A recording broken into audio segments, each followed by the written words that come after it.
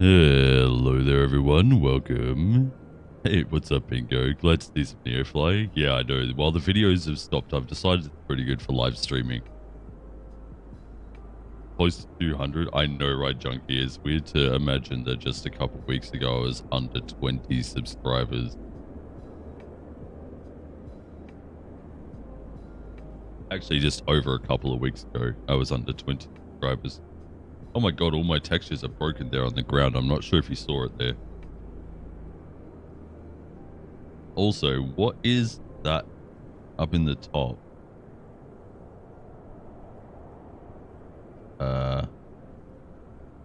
That? Yeah.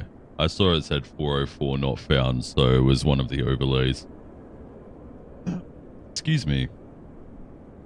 I apologize, I'm a little gluggy today. But hello everyone, how are you doing today? I hope you're doing well.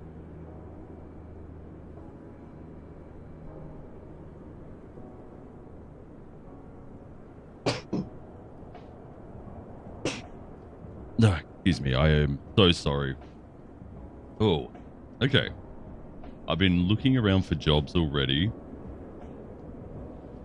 It looks like we're going to be flying out of Brisbane first flight today. No one deserves it more than you. Have fun flying, and remember, give your seatbelt a hug. Okay. Inside joke. Unfortunately, there will be no neighbors for our first flight because we are taking goods and services up to Maryborough. Just gonna hang on. Let me. Oh, my Stream Deck stuff is frozen. 1 second.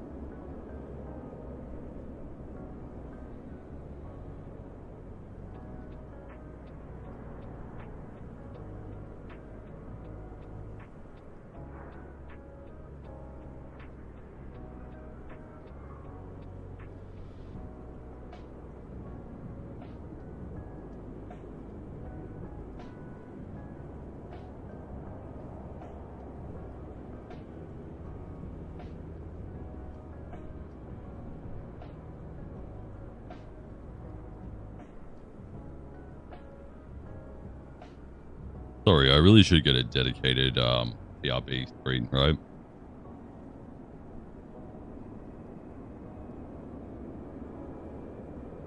We'll see about getting made up.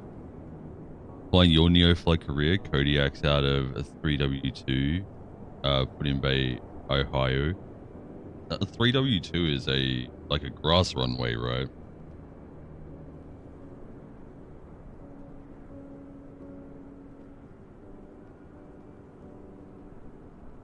All right, my things are working now. They look... All right. Minimize that. Let me minimize that. And let's bring up NEOFLY. Hey, there we go. So we can probably come down and do a shorter flight. Impy, maybe. But Maryborough was one of the first places I saw that had the same items on it as Brisbane. So paved, but small with obstacles at both ends. Yeah, I noticed that a lot of those runways with only three digits are very small. Hey, what's up, Derv? How you doing, man? So we're going to be taking meat to Maryborough. I'm unsure how long it's going to take, but it's a good time to chill out. We have 12 hours to deliver it, which we are going to clear very easily. So here's a thought that I was thinking as well. Do we get another loan in an attempt to load up on more cargo? I mean, this one here isn't going to matter. We can only take...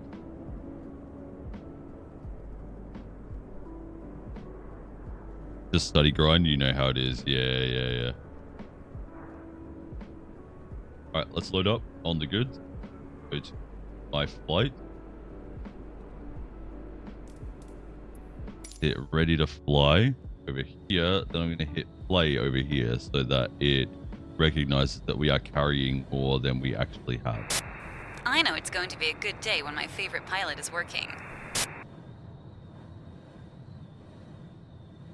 Are you going to load up? Start there your we go. engine. Okay.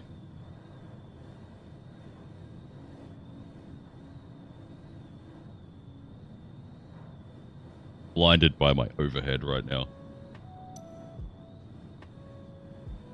All right, so we need to load up on 2370 pounds.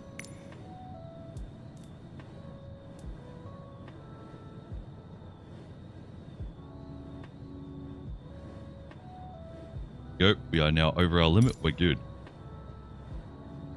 Whew. Okay, it's been a hot second since I've flown the caravan, so excuse me while I screw this up a little bit.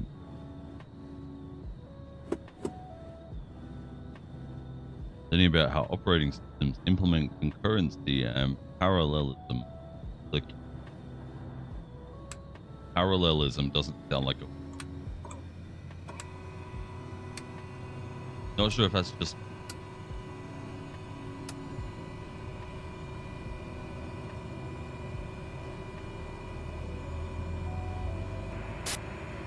Everything looks good from where I'm sitting. Taxi to the runway and take off. Should have a fuel to get it enough to get us over to Maryborough. So we are taking off from Brisbane, which by the way is where I landed in the last VATSIM video. If you haven't seen that, be sure to check it out. Let me load up Sky Sim here so we can get a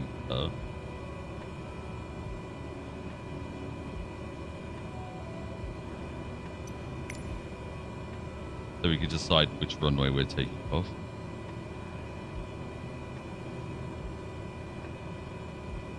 Put it in tablet mode.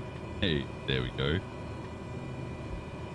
Go weather. Current sim weather is 130 at 1 knot. So the wind is coming kind of from southeast. So we will take off runway 19. Take off 19 left. We're closer to that.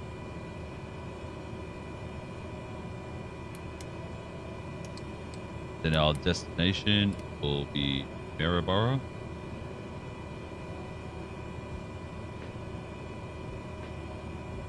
Go Maryborough, Queensland. We're going to keep moving forward. North. The winds stay this way once land at Borough airstrip here. Yeah, so we'll probably want to turn around and land 17. 17 is a long runway too, so then we'll get in an RNAV 17 approach.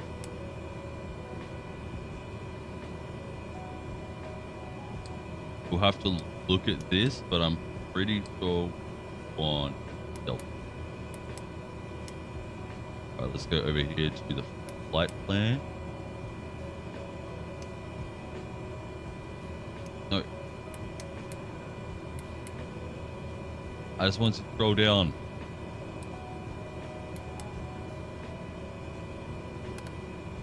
How do you scroll down on this thing? Through the flight plan. I don't usually use this one.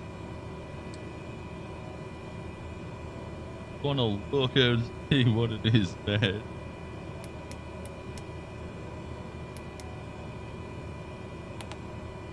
Hey, there we go. Oh, Jesus.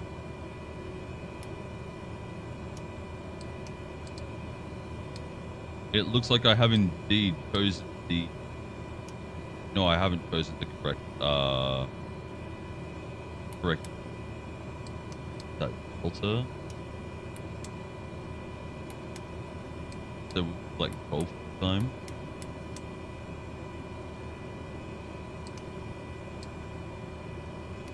Zoom in.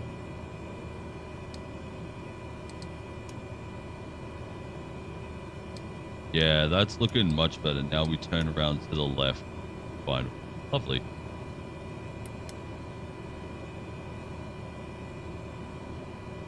We will turn on the CDI to GPS. I just felt really busy all of a sudden. That's great.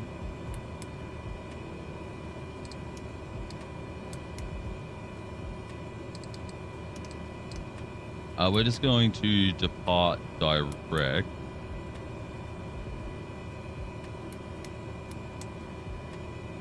So we'll come out 09 turn right and meet up with that one there.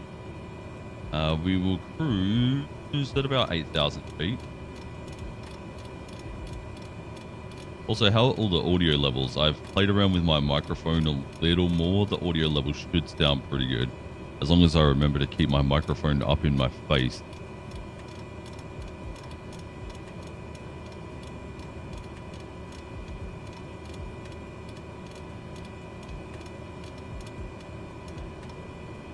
Go 8,000 at a vertical speed of 800 feet, so we should be up at our top at 10 minutes. Sounds nice. I was teaching Verb Jim about stuff to do with his stream. Now when he or ATC talks, his music now be up on his live stream. And I got him onto Loud Max as well for his microphone, so it should sound really good. Right, with everything, we are all set up. We're ready to go. Let's get a pushback started. Also, by the way, if anyone hasn't seen it, there's a new VATSIM video up on the channel.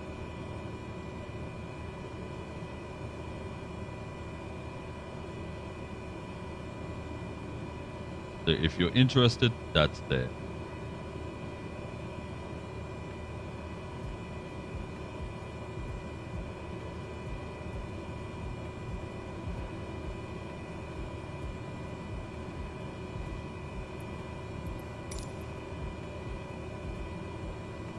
All right, we're all set up. Let's turn the ignition normal. Then start it off. Fuel boost back to normal. Really should have done that a long time ago. Oh yeah, we had some fun at LAX, didn't we? Oh, LAX. I'm never flying out of LAX ever again.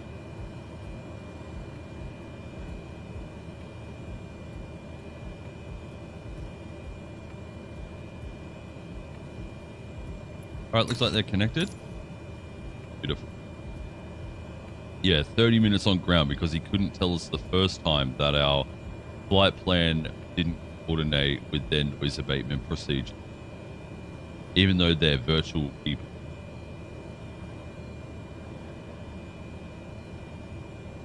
Should have asked for a fast pushback. I could totally do that before we start the pushback.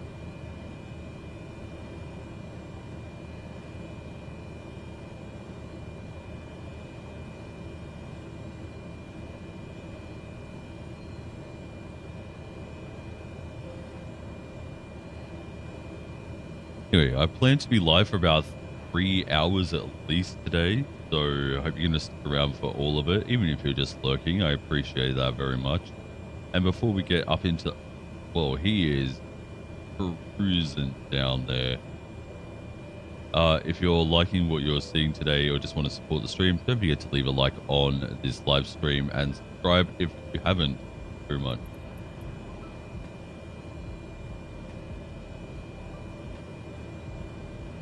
That's all I'm going to say about it. All right. With that, prop looks pretty clear once they turn around and start going backwards. There we go. We can now give it a little bit of throttle and we can get moving ourselves. Boom's cutting in and out. Not on my end. I have not dropped a single freight.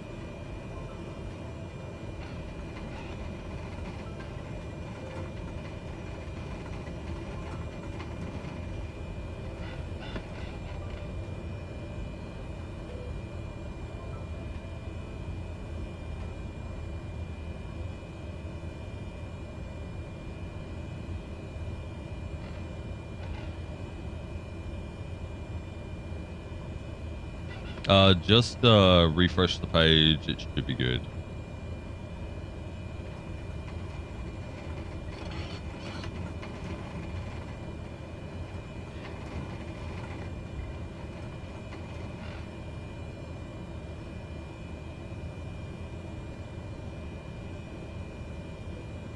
Alright, so I'm pretty sure we go Foxtrot 2 here. Pretty sure this is Foxtrot 2. Then it turns into Bravo 2, then we'll turn into Alpha. and we'll just take the first Alpha exit. We won't need the whole runway. Fixed. Thanks. Good. I'm glad to hear that it is fixed.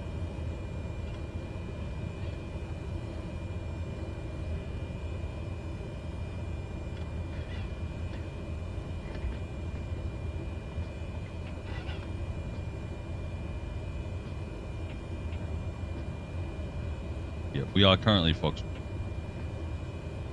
I also need to try and find the add-on that stops the signs from being so reflective at night and looks more like lights instead. Ooh, looks like we might be able to go straight through to the runway. I will happily take.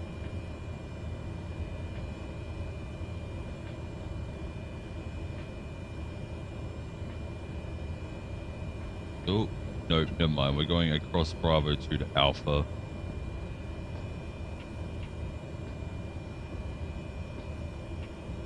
I don't know when the next Alpha turnoff is.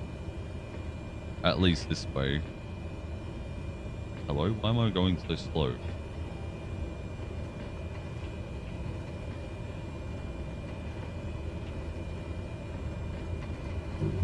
And flaps.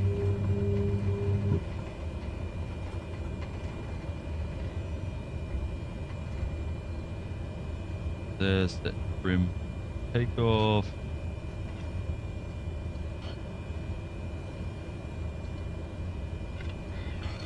Gotta head out for now. Might stop by later. See you guys soon. For sure, man. Go do what you need.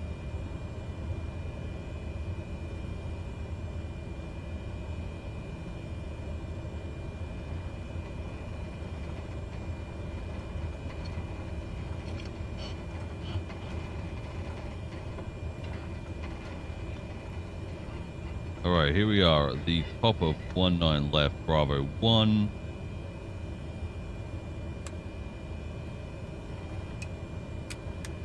I forgot to turn on my beacon before we started. Chalk that up to not flying smaller planes for a few days. Hello Tanisha, how are you today? Welcome.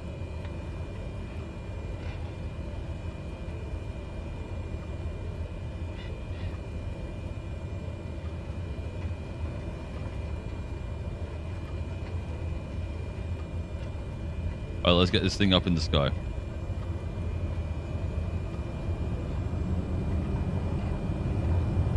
Live.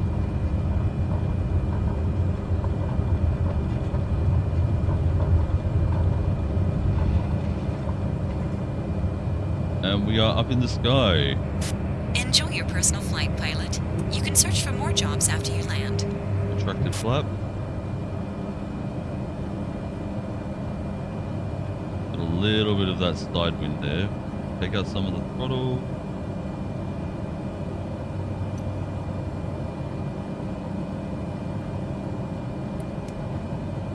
Set ourselves onto nav. We're a little too high. And let's start gently banking to the right. You wouldn't normally do it like this because 01 left is over here and you'd interfere with their landing. However, I'm not too worried about that because we are playing with no additional traffic. I could always turn on FSLTL though.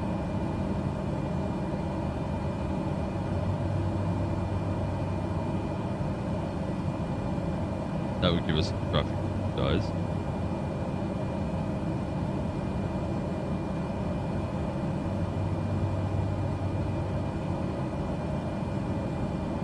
Realize we're going to be flying pretty much right over my exit house.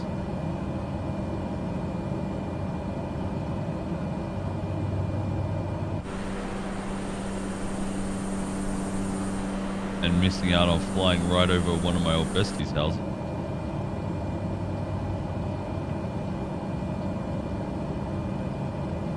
They're slightly behind us now.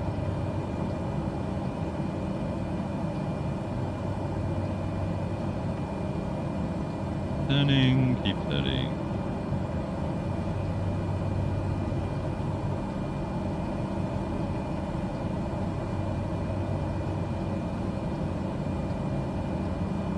A little more. I'm now going to turn on the autopilot. Should straighten up, and then when we eventually hit the course, we will then come off roll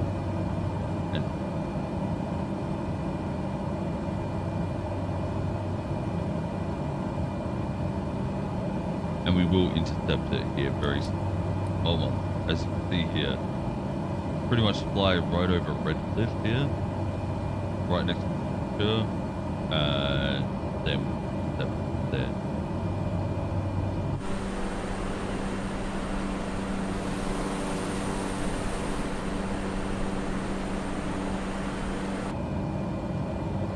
The Red Cliff, just here.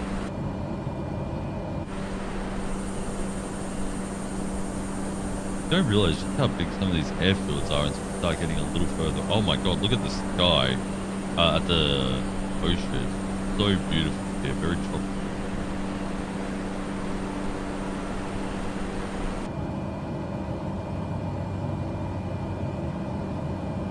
Oh wait, hang on. Are we flying over my base plate?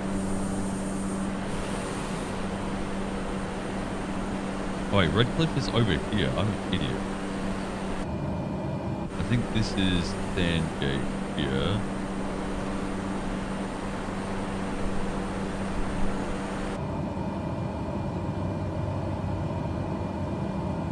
Alright, we are not pushing enough throttle at the moment. Go a bit harder. Then I need to turn down the throttle. Working a little overtime right now. And pretty soon the throttle back a little bit. Okay, we're looking good now.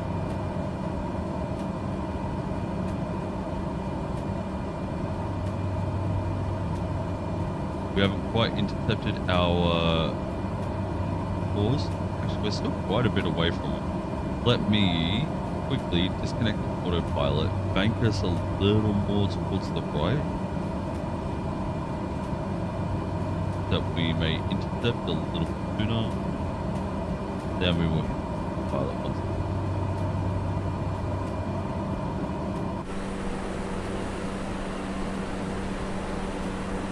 So I think there is an airfield down here that you can land at too. Let's have a look here on the oh, maybe not. I thought there was an airfield right here, right below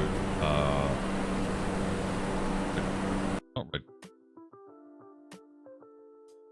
Is it Red Cliff? Oh my, nice down, please. Here's Red Cliff. Okay, my whole game is freezing up. Apologies.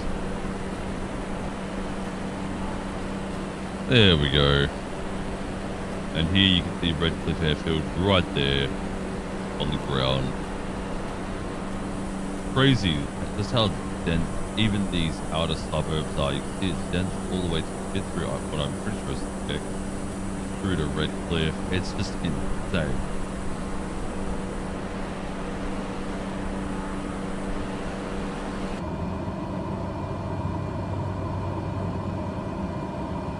And we should be intercepting our course here very shortly, within the next probably minute. And it looks like we have a 40-minute flight to our approach, but obviously once we stop climbing and start moving along laterally, we should pick up a decent amount of.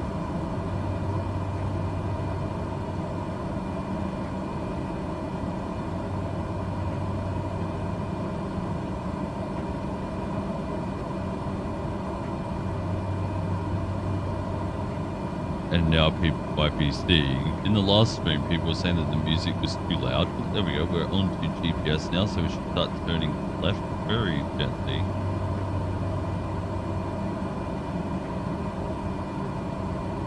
Oh, maybe not until these lights are a little closer. Yeah, a lot of people were saying that the music was too quiet last stream. Sorry, too loud. And you might actually be wondering where is. It looks very quiet on my end. What is my route? We are flying from Brisbane to Maryborough in along the eastern coast of Australia. Let me bring up Skype system here and I can visualize.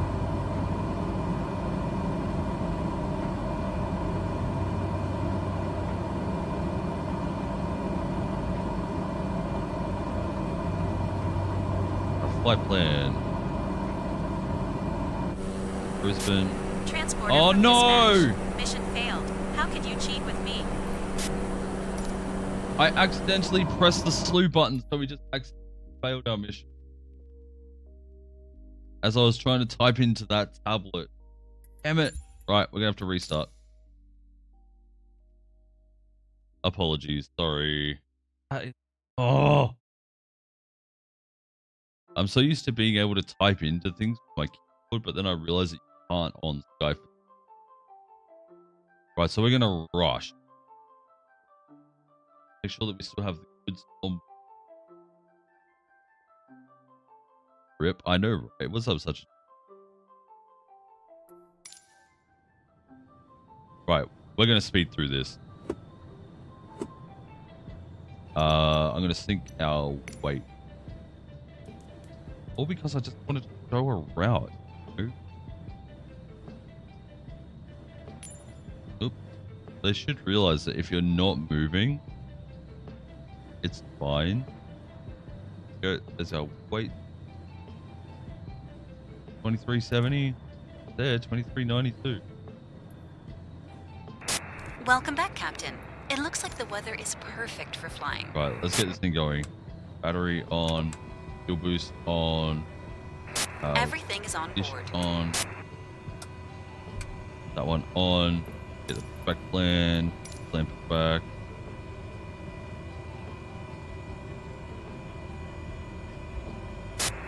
You're good to go. Contact the tower for clearance. I can't even. I'll request that back. PDI sorted. Going to park brake. Flight plan. RL engine on. Yes. Turn the starter on off. Normal. Here we go. Brisbane. Oh, 19 right. 19 left.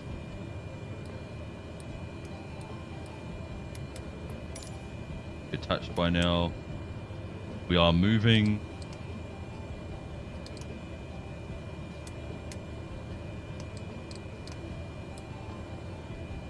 Destination is Maryborough. Runway 17. And I'll be direct out. Maryborough Golf. Load. Go. The takeoff trim. Wow.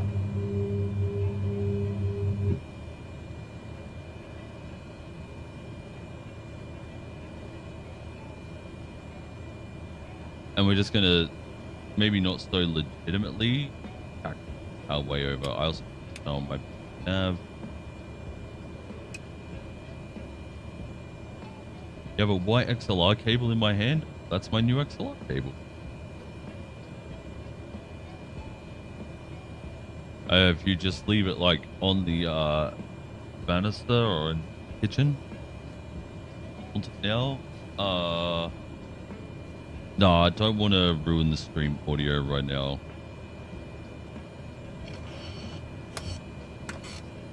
Alright, let's go. Let's get rid of the pushback. Yeah, I appreciate the offer, but yeah, not yet.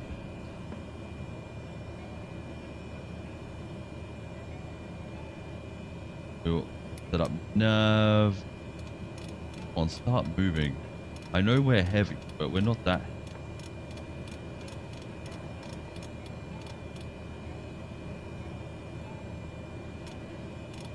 Give it a little more throttle. Oh, its prop isn't up. Start moving any second.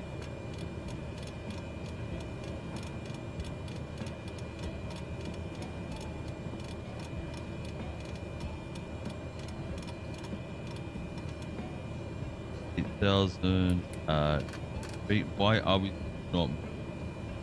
My parking brake is free. Let's give it like a lot of. That's too much gusto. At least it's got us.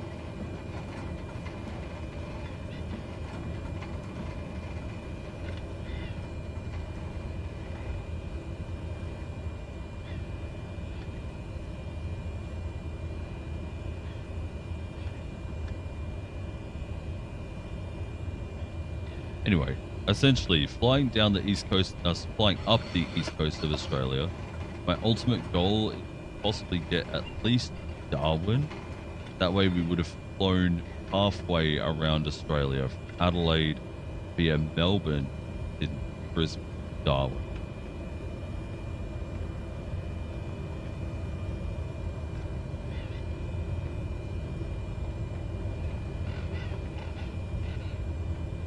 Spent about 40 hours of flying nearly to get to the point.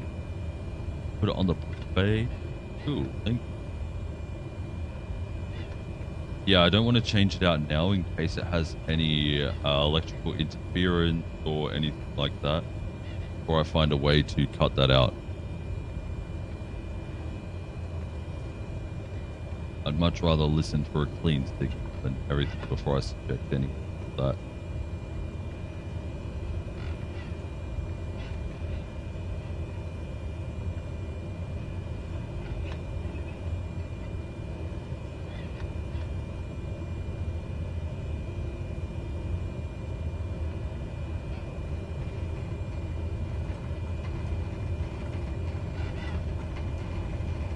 By the way, for anyone who doesn't know, an ATC controller friend of mine here in Australia on the VATSIM network has offered his knowledge for a Q&A. If you go over to my community tab, you can ask your questions in there and they will be filmed in a VATSIM video in a few weeks.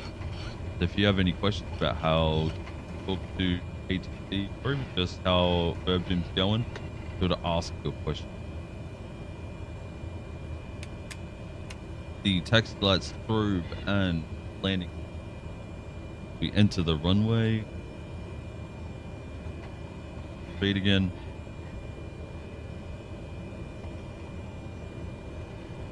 Like I said, we're speed running.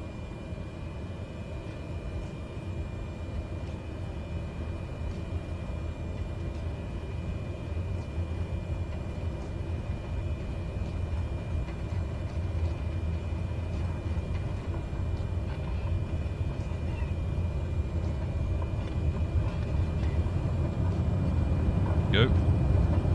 I see the chat moving. I'll get to you in a second.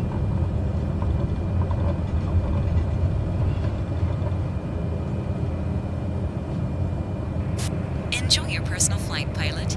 You can search for more jobs after you land.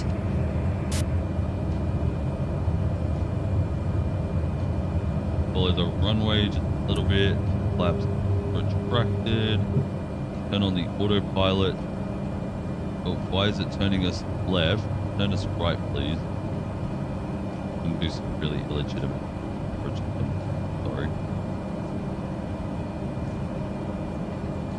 Sorry. In your local language, a country is called, is that Bharat?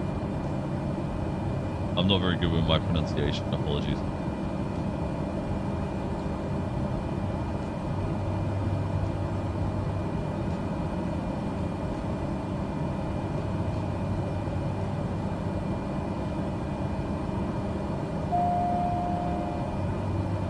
Autopilot is now on yes. Good damn as well. Alright. This time I'm gonna bring up fly so I can show you where we're flying. So we're taking oh my lord, my whole computer's gonna up just because NEOFLY is apparently a memory hog. Okay, so this is where we crashed before. Just at, oh sorry, where I flew before accidentally at Redcliffe. We're taking off from Brisbane, here on the east coast of Australia. We're getting pretty north here, and we are going to fly into Maryborough, which is up here a little further. Bribey Island. Bribey. So we'll be flying right over my old best place right here in front of us. Yes, we'll take the route here, over Sandgate, Redcliffe, Nambour, Hellington, maybe not, might end up flying to Hellington. But then we come around here, Riverhead, turn around and into a 1-7 approach at Maryborough. So we come to the north, turn around to the left base, and then all the way down south.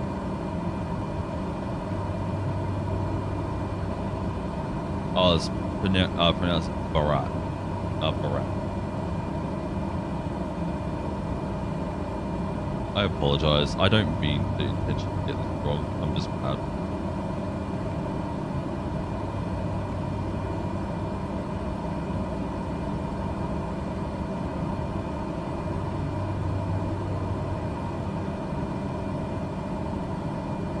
Anyway, so this time here, instead of flying over Redcliffe this way, Redcliffe Sandgate, we will be flying out over the ocean because we're now tracking our GPS much sooner.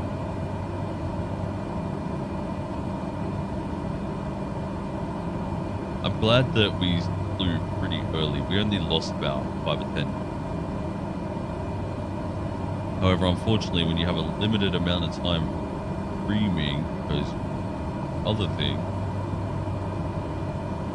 all of those minutes obviously count for something.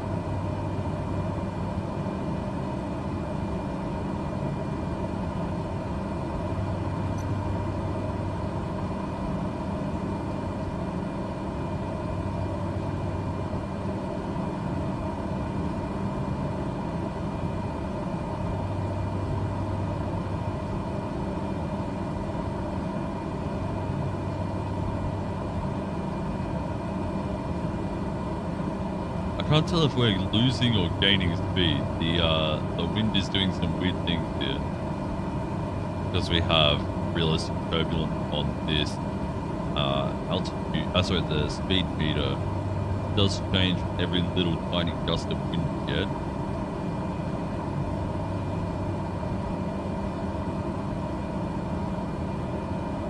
But the views out here are absolutely beautiful.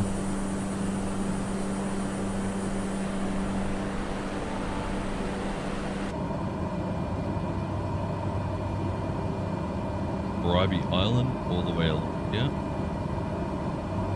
and then Culture Airfield. We're just up here. I actually landed at Culture one.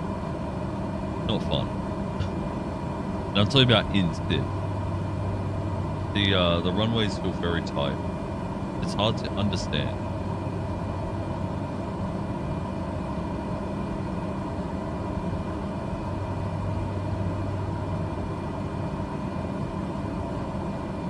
I'll see. Are we going right over it? No, we're not even getting close. I'll see if we can see it as we fly over or fly nearby. That's maybe it.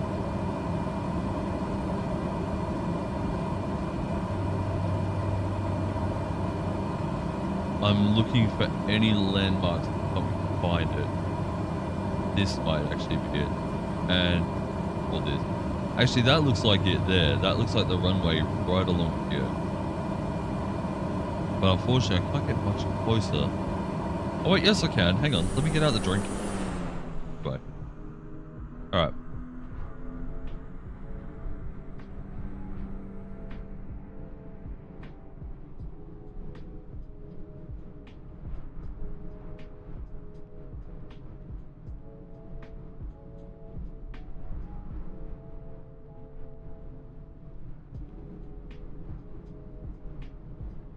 That the airfield? I mean, it looks to be an airfield. I didn't realize it's grass. I'm sure it was paved when I flew in here, but you can see here lots of trees. Like, I get that they're cut here, but like I try to land a little lower, so my approach might be like down. Very scary. Must be like an enthusiast clubs or some wait, this one here has a runway.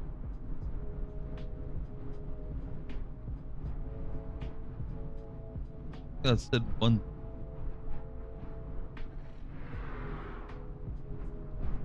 But then that, or was I just seeing the bars here for the land? Hard to tell. Maybe they do take off and land on this one here then. Anyway, I felt like it was quite difficult to land at. Maybe not if I had come in this way, but the other way, probably. Here, let's get back over to the plane.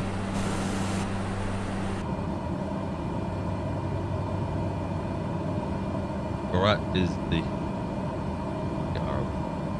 Ooh.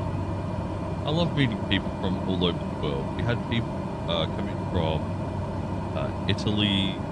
Like, they haven't come for a while. I think they said they were going to Malta for at least a few days.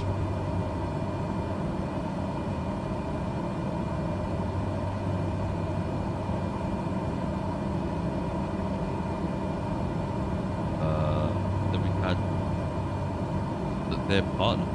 No, that was someone else.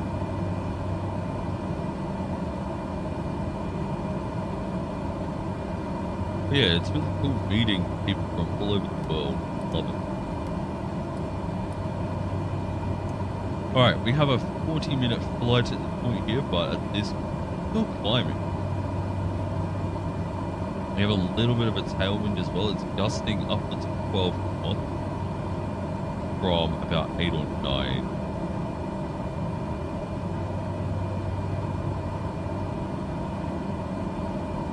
I'm unaware if the plane has pitot heat either. Let's see if we can stay. We have air conditioning.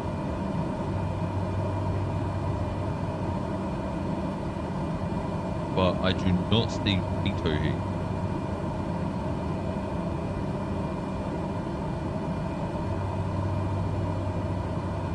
Oh, this is probably it here. Door heat on. PS heat might be very.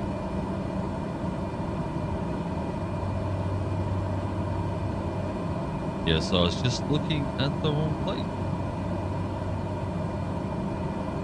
However, the outside temperature currently 4 degrees C, not enough for ice to form, but as we fly through the clouds, you know, it's a little bit denser, like moisture, etc. We can start seeing our top of descent over here, still at least a half hour away. I also need to learn how to get that flight plan screen back up.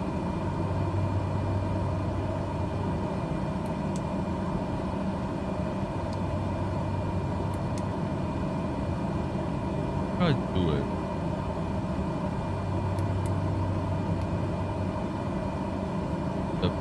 In?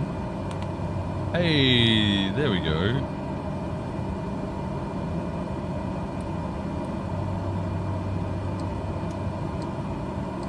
Yeah, so taking off Brisbane to our route. They're not showing me. There we go. Yeah, we make a left base turn downwind the runway. As long as the wind stays north, it'll be pretty good.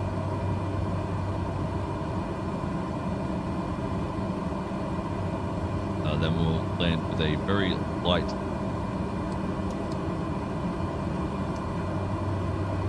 Come down runway 17 at Miramar. I need to remember to use that instead of NEOFLY. Going through the clouds, 3 degrees. A great view here, right? Grey everywhere. Melbourne? Melbourne is very far below us. So you can see here we are in Brisbane, and Melbourne is all the way down.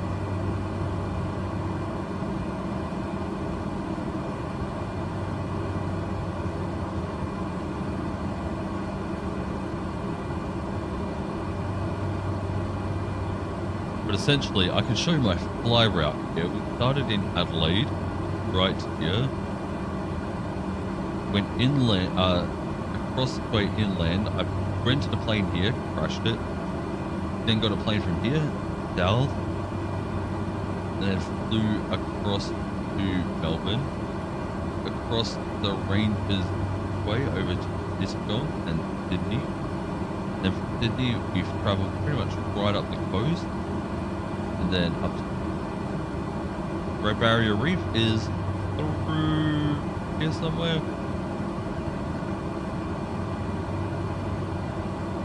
So we will definitely be flying by that at some stage. I want to take all the coastal routes, even though it's more efficient to get to Darwin inland. So my goal, at least, is Darwin at point here.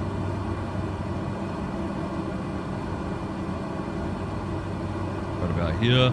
But to do that easily in this plane, we're going to have to take all the coastal. There might be a point where we do come inland and then across to Darwin, but right now we're taking all the coastal.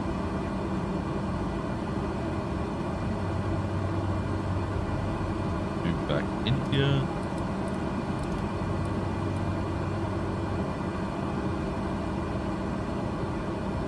We're now at cruising altitude. We can look around and see nothing but clouds.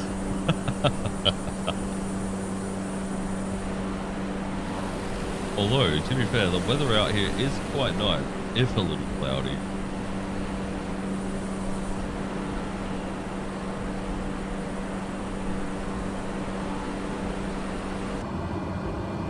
I was thinking if you want to do a round trip to Australia, you could go through Catherine to Peru. Yeah. The problem is, I'm not really... It really depends on what sort of plane we have by that stage. I'm hoping that by the time we hit Darwin, we will be captain rank.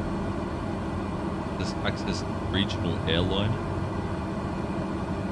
But most of all, it gives us access to a loan in which I can use rent citation DJ, which is a small private jet, only about 10 seats.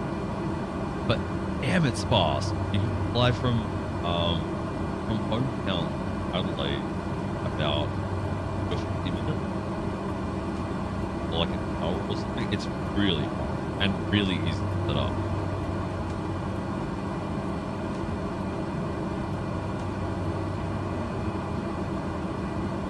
The displays aren't as nice looking as these ones, but they get the job done.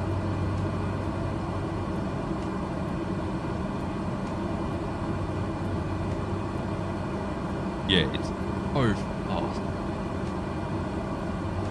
Actually, real quick, let's have a look while we're flying. Let's have a look and see how much DJ. Actually, let's have a look and see how much our next loan amount will be. Our next loan amount will be $1 million. I say putting a pinky up my hip. Yeah, so next one is $1 million. So at plane market. My computer's freaking out. It'll be back shortly. You can rent a DJ4 from Adelaide for $878,000.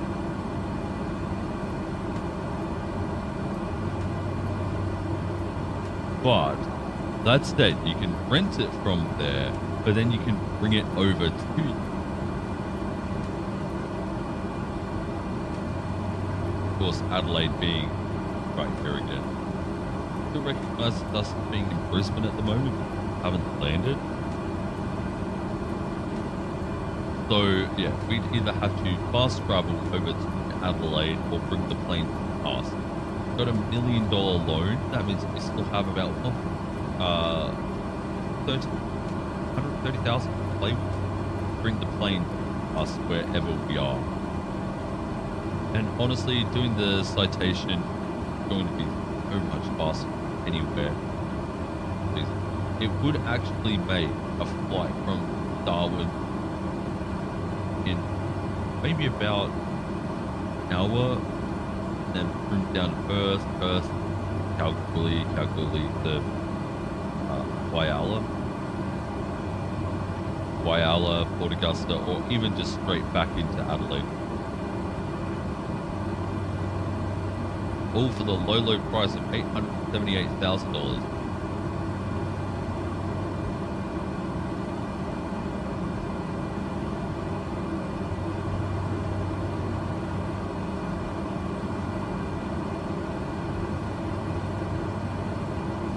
Sounds fun, right?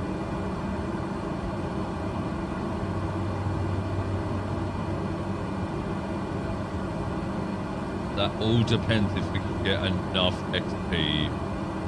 We need a little over 5,000 XP to get that loan though. But like I said, we still have a long way to go to Darwin. But I would like to have the CJ4 at Darwin, because from there things start getting quite sparse. We could almost also do Darwin straight to Perth. I don't know how long that would take. Alright, estimated flight time now. Our first waypoint, 25 minutes. So that means that landing off 35 to 40 minutes. Unfortunately, I can't just increase the sim rate on it. Does drop off my XP is what I am tasting. This is one reason why doing YouTube content on this mode is just full down. However, I also do like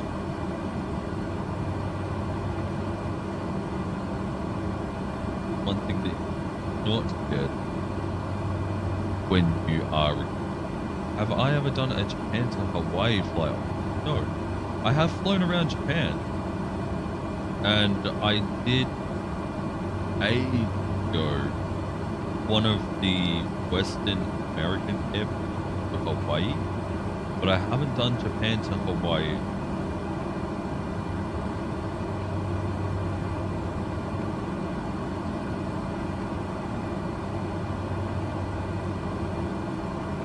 Actually, I don't think I landed at Hawaii either. I was having real issues with my jetliner at the time. I started spiraling out of control right on the beach of Hawaii, or just over Hawaii.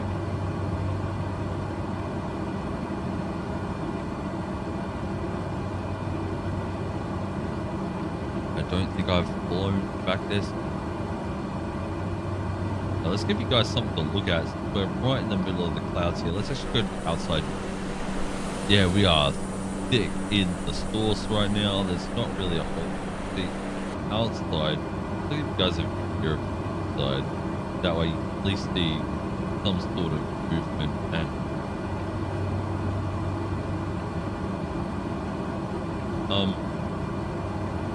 last night I did Auckland to Sydney on the Matson network.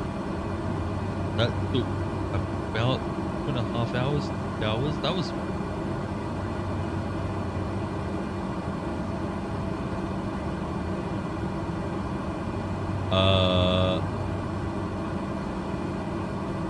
hello ATC. Oh wait, hang on. Diablo no Español? Is that how you say that you don't speak Spanish?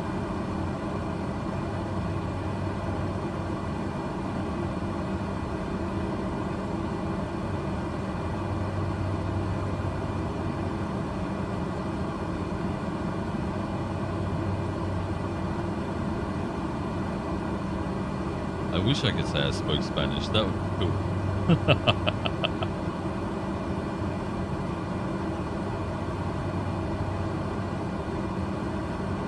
Let's make sure that we are in limits here. We're kind of riding them a little bit, but we're good. And we've broken through all of the clouds behind us into beautiful flare. Oh my god.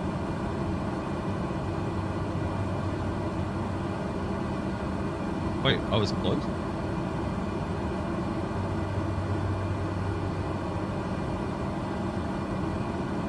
Alright, we're flying over Tower 110 right now. You can see it kind of poking through over here. You can see it's a little bit of a dense Chinatown right on over here. And the beach, of course. Lots of Australian places built very close to the beach. Once you start going inland, especially mid-inland, west, it's getting incredibly far.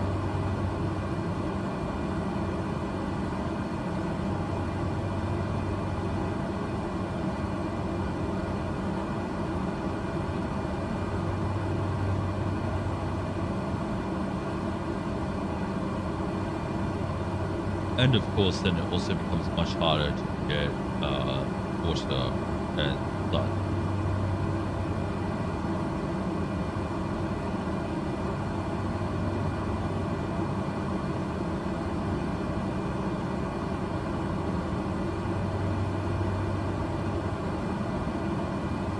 So we are passing an S. I feel like SBU is actually the sunshine.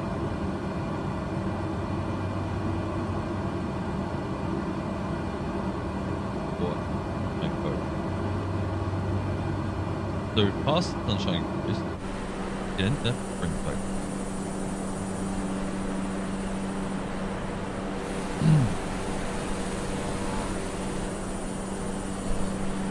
Yeah, it's pretty cool.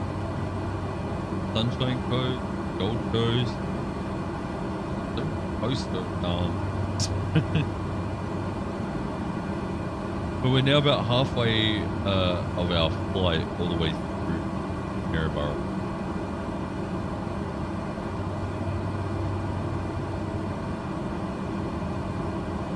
There's 18 minutes left till we reach the Gold Route. And probably about 15-ish minutes we start our descent. I'm going to start.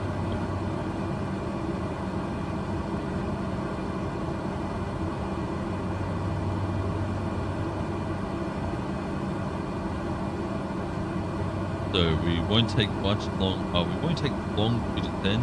We're going to speed up a little bit here. But as we come to Maryborough, I mean, I don't think we're going to hit any limit. But generally around India, which is the you have 3 waypoints like here, here, here, then India. We're coming in Gulf here. I think by India you want to be like at least 100. Minimum, sorry. But under 85. I guess that means that we can keep going. Okay. At least that's what it's like on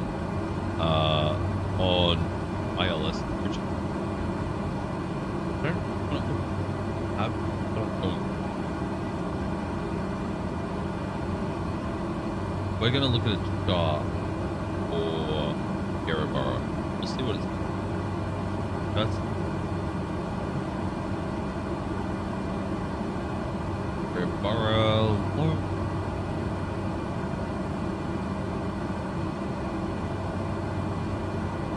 Right, here we go. So these are the charts for Maryborough. As you can see here, Maryborough North Gulf. And coming India. That's our final right here at November Foxtrot. Because we are doing an RNAV approach, the minimum that we can be is 1,000 feet. Whereas if we were coming in from around this way here, we would be at 3,100. Then we have an aerodrome chart showing where all the taxiways are. So our land 17, we cross over the runway 12, and then we just say says GA apron is on the grass. Sorry, a grass apron over here off Bravo. I feel like on steel apron, so probably go right down to Alpha and then go. But we'll keep an eye out for any of our marshals like that.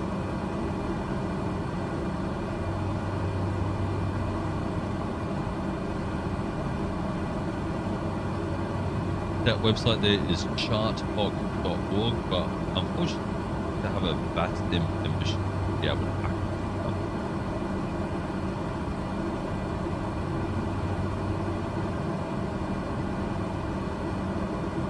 Why is that now blinding?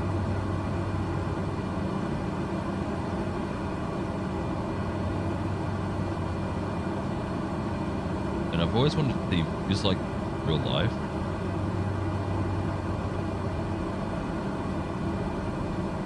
As much as I like doing flight sims, I am actually in real life game.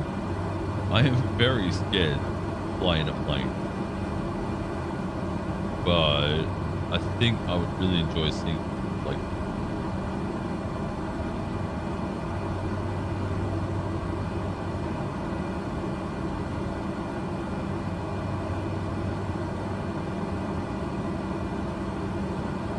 Real quick, while we're in flight, if you're liking this live stream and want to see more, including pre-recorded content and live stream, be sure to hit the subscribe button and hit all notifications. When you subscribe, you'll then get notified whenever I post a video, go live, etc. And like this stream does tell you that you do want to see more and that others should also be subscribed. Thank you very much. Like this.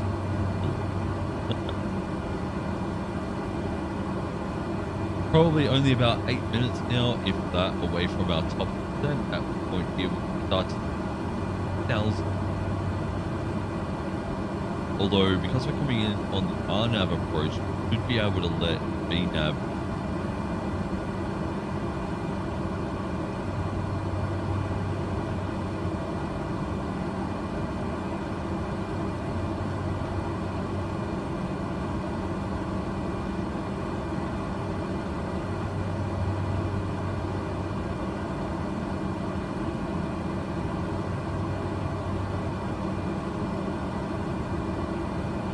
Getting very, very close to Maryborough now. Very shortly after we start our top 10, we should actually look out left there and be able to Maryborough F. Yeah, already. I guess the visibility is great. Clouds. Maryborough under those clouds there.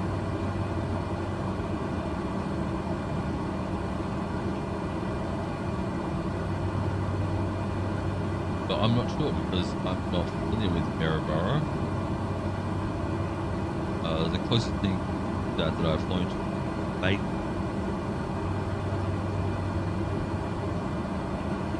which is just above Sydney. I've flown into it a few times now, as I've been doing freelance jobs on a different NEOFLY profile that is linked to the bank account. Any freelance jobs that I do also count for money towards this profile, although the amount that I get really not a lot. You can make more money in a small GA aircraft than flying airliner in freelance.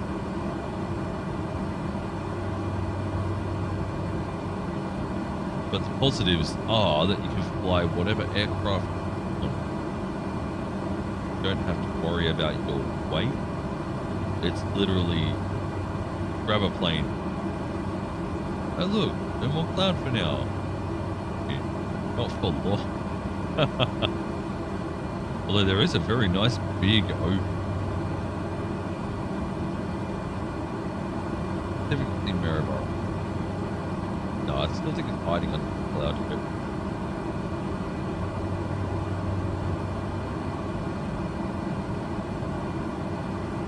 Very often. Springtime, everyone be sure to hydrate.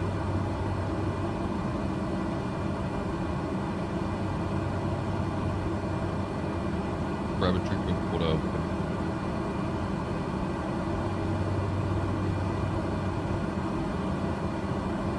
10 minutes now, so I'd say we're about 5 away from our top 10.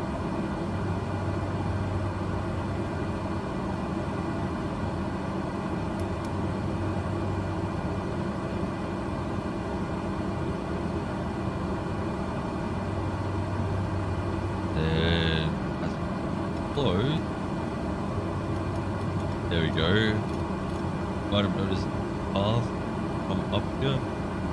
As we get close to our top percent, drop us down. I've only just recently learned to do this. Cool. Drop down 1,000. You press VNav on any RNav approach, it holds on to information based on yes, I think. And it says I need to be down here at these coordinates, and kind of see a arrow come down the side, and it meets up with on here, at which point we grab it, stop. So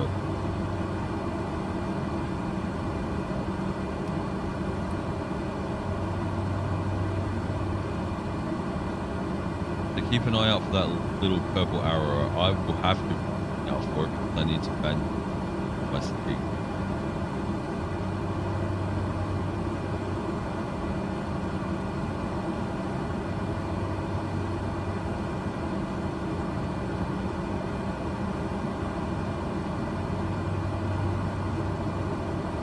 Also, how quiet is the... It feels really quiet. Oh, no wonder. There we go. I had my music at the... When on my private time, I turned down the volume.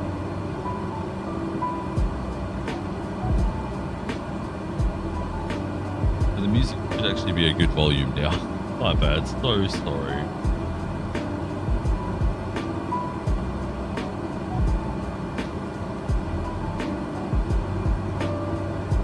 The peaks of it are just below the average computer volume.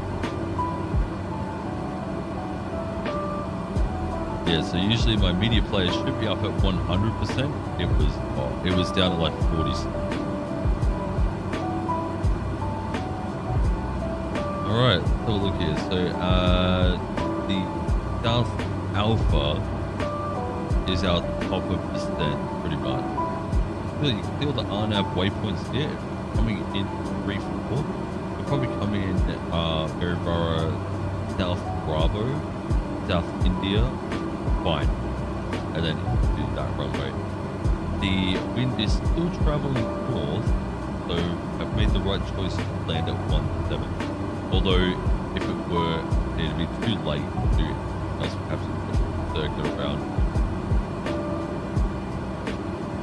If the wind were coming towards our head now.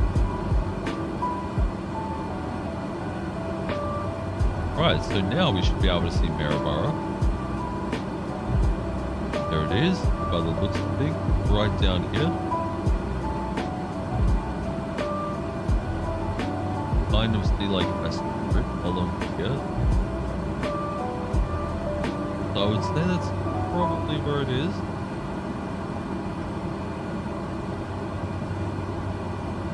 About the right position too, just like 11:30 p.m. About 11:30.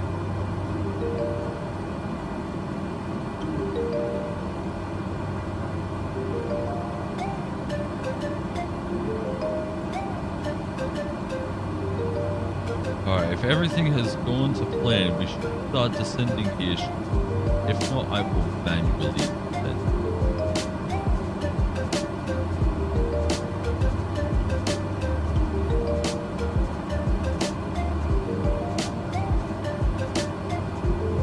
There we go, there's the V path kicking in. There's one arrow, there's the other arrow. And we now start following this arrow here. And I need to drop off the throttle before we over.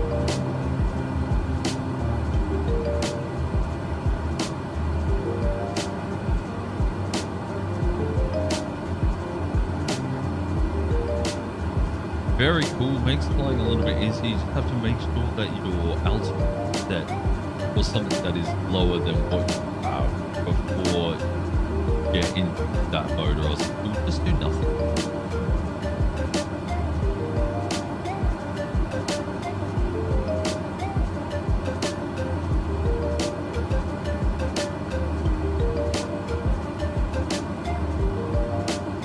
Yeah, very trick that I learned recently. I generally don't read the handbook for any aircraft, and I really should. There is so much information. That's not the Maribara airstrip. Did I lose it?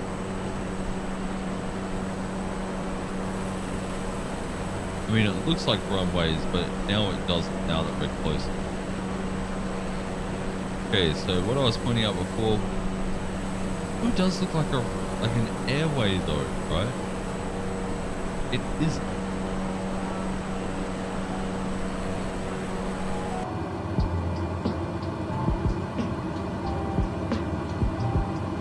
About 10 o'clock. There it is. I see the actual hard runway now. So I can't really tell very easily because my textures are down on low, or else my computer will explode.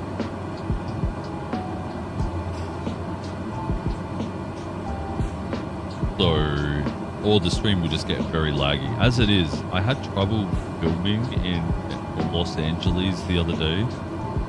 My OBS would drop down to 9 frames per second, while my game was still roughly about 24 to 30, which is watchable. But yeah, my OBS was down at like 9 FPS before we even started up the plane. It was so bad.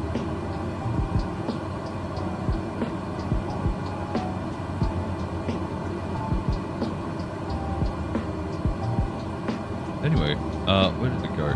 Yeah, Maribara Airfield. So we'll be landing in over here on this runway, touching down roughly about here-ish. I think that's the captain's bars, and then we will come down and take Alpha off. Beautiful. I liked it more. I liked it.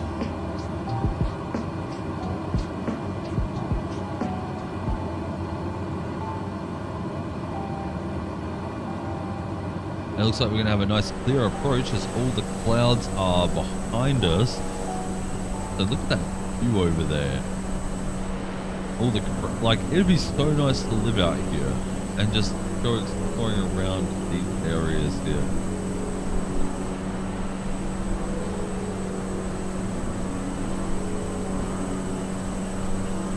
That would be so cool.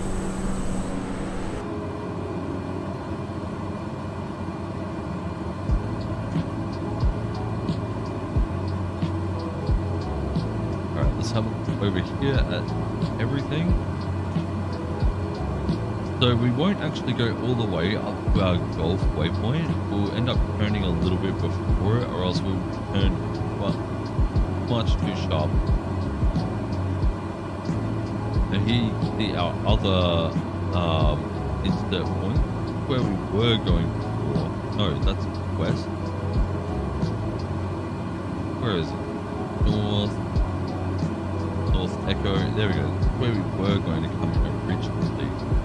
At North Delta, until I realized that we were kind of fly over the runway and back around, right? By default, you generally enter runways through the left unless otherwise also, any airfields that have left-right runways, you're taking off right, you can turn back right. Sydney is good. Last night, we had myself, Jetstar 202, and someone in Discord, Qantas 11, coming into Sydney within minutes of each other. His approach sent him off this way, go around the runway. My approach sent me around this way, right.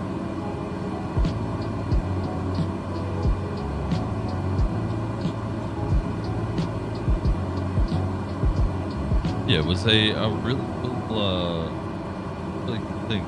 We should have actually time skipped a little bit through our flight, then we would have had some ATC. It might have actually been worth recording, but had no ATC. I took down note everything, and they're just my note all lane.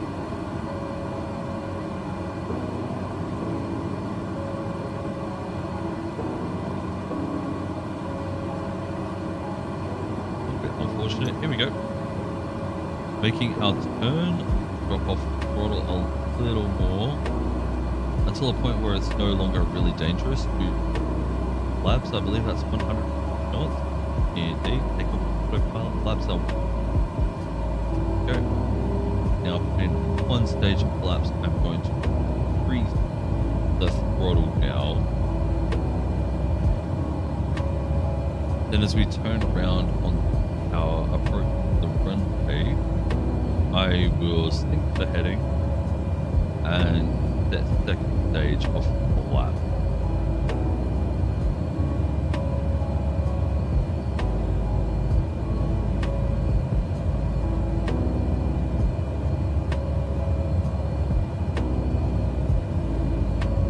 Much further, we will be making another turn. Oh, how going so slow? Hello.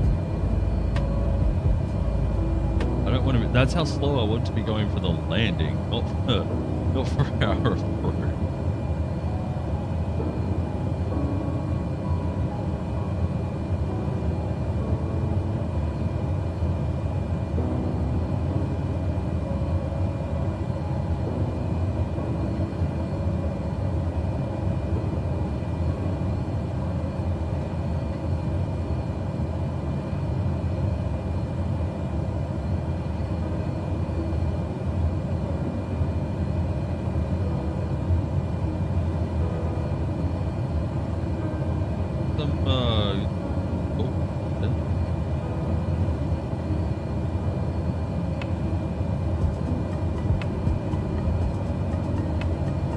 Apologies, I'm going through my YouTube comments while we're on our arrival. Obviously, there's not much else to do.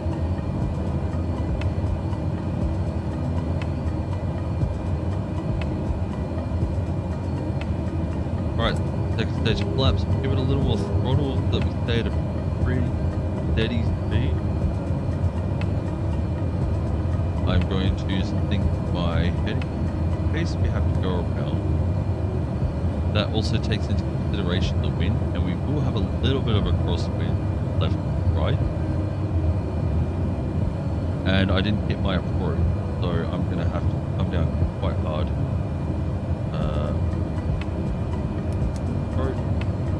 And let's get our vertical speed.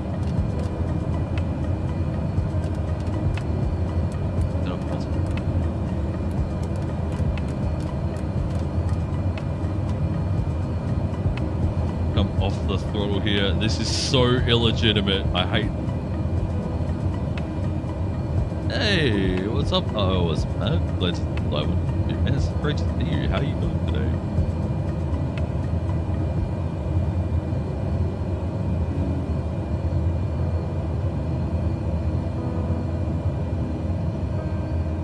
Oh man, I'm chasing this glide slope pretty hard right now.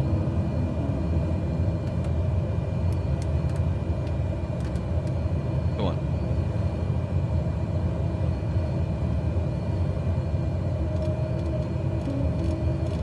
I think it's not really liking me doing this, so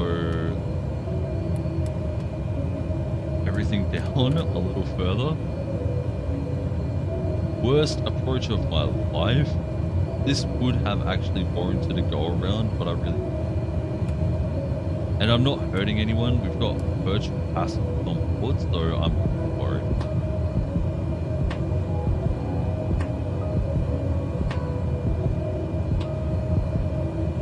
Are we going to lock onto our... Barely didn't lock onto the roof. There we go. Now we're on the glide path. Just about the time where I would disconnect. Doing quite well. I hate chasing glide slopes, but I typically only fly Airbus or prop plane flights. Yeah, for sure, I get that. I mean, I love flying the Airbus, one of my favorite planes. That's why I was so happy to see so many people recommending the A32NX, but I was sad at the time because I couldn't get it to work.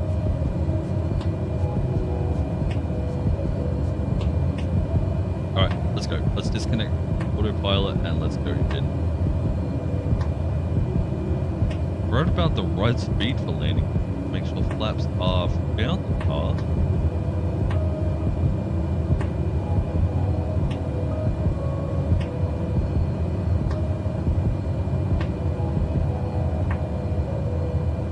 Wind speeds here.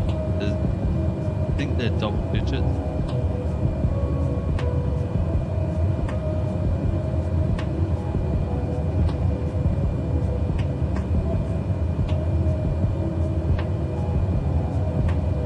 Alright, dropping off some throttle here.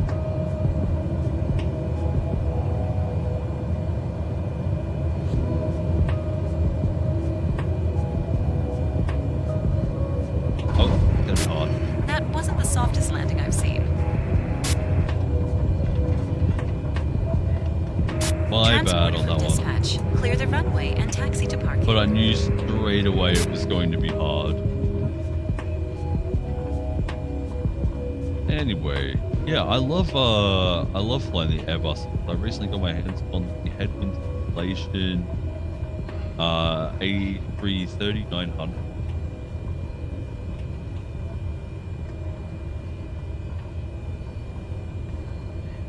I think it's still A320 cockpit too. Alright, that's our Marshall. Looks like he's on the hard runway.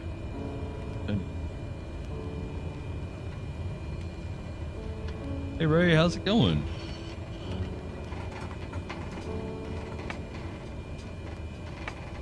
You want to try the A330 next? Honestly, it's a piece of cake. I love it. It's very similar to flying the A320X. If you tried that one out yet or not.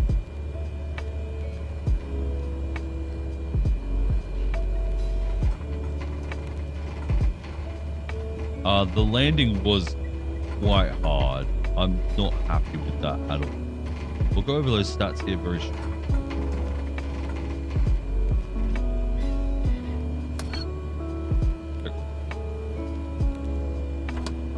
Shut down. Cargo unloaded. Welcome everyone to Maryborough. Everything is on board. This is my first flight of the night, by the way. We're going to do a couple.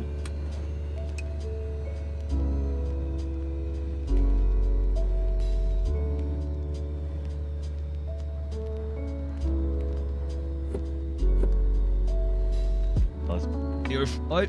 Okay, so we were taking goods and services to Maryborough.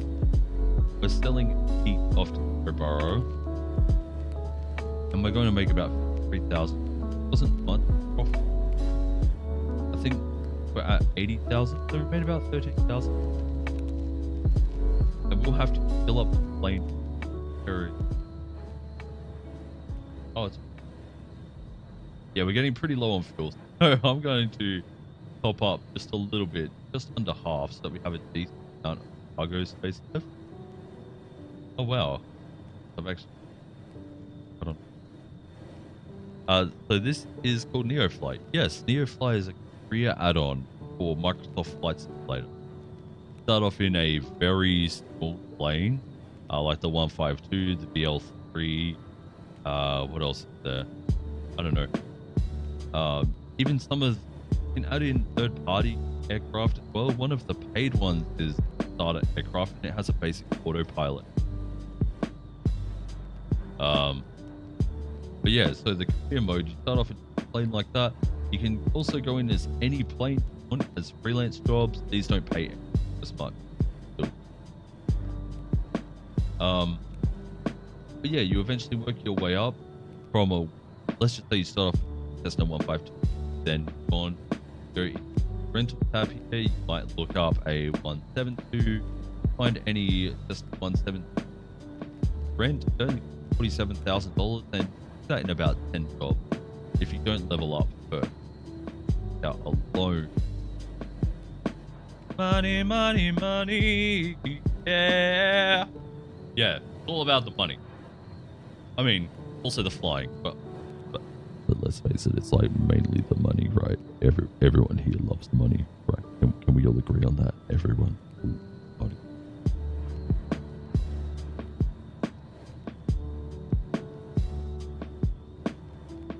You typically only fly if there are controllers on in VATS. Yo, that's a mood. Actually, one of my friends is an Australian ATC controller. They've just started a new NEOFLY profile and have started integrating VATSIM and NEOFLY together.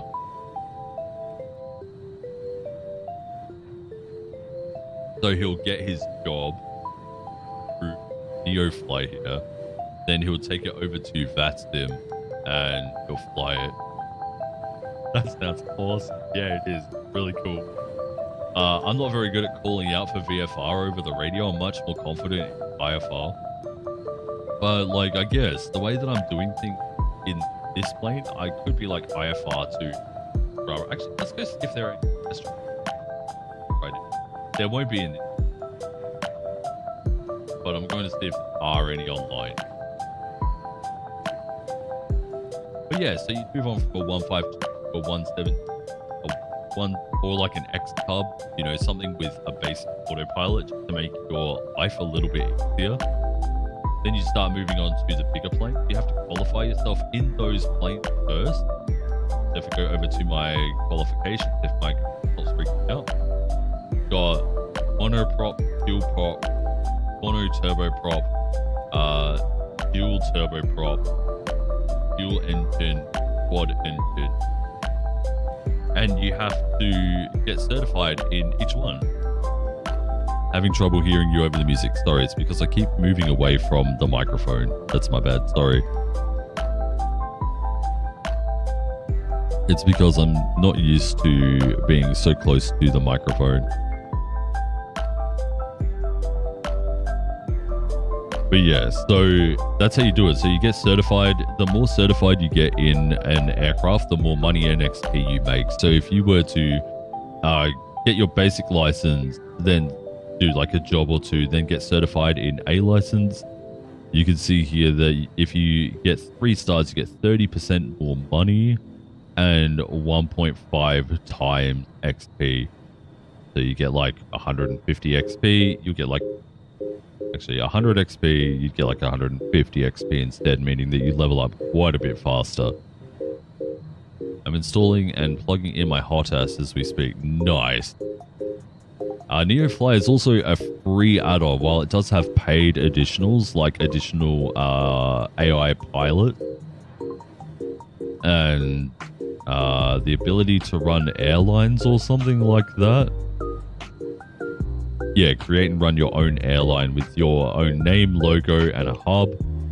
And then you earn reputation for more lucrative jobs. This is paid add-on. This one here is also a paid add-on. And yeah, you also get 1 free plane, which is pretty cool. Yeah, everything like your loan repayments come out in real time as well. My next loan repayment is on the 29th of August, which is Tuesday, at which point I'll be slugged with another $36,000. But yeah, that's what NEOFLY is, and you start off in something more like a 152 or something, and then you build up. It doesn't take very long. Essentially, what you do, you instantly go looking for a 172 in your market. Do a couple of jobs, fly over to the 172, sell your starter plane, and go from there. Although I somewhat am against selling the plane, but that's because I have crashed a few planes in NEOFLY. When you crash a plane, if you don't have insurance, you've lost it, and if you do enough damage, you will lose it regardless. Should my starting airport be a major international airport or just a small airport? So I started off in Adelaide, but in Adelaide, there are small airports nearby. You've got Arrowfield, Gawler, Edinburgh Military, and 20 minutes to the south, you've got Gulwa. Still in the city, you've got Aldinga. Yeah, so like, pick somewhere that has relatively nearby airfields. Right, I'm going to get off NEOFLY here. Here we go. We're on VAT Prism now that it's loaded. So you can see there's quite a few flights going on in Australia, but no ATC.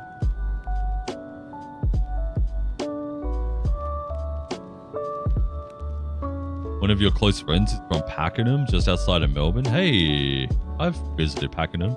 I stayed there for PAC 1 year.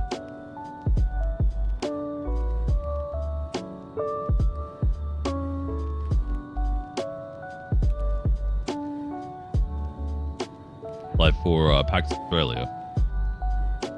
Yeah, so in Adelaide, you've got Parafield just up here, Edinburgh here, Gulwa here, Aldinga somewhere down here, and Gulwa down here somewhere.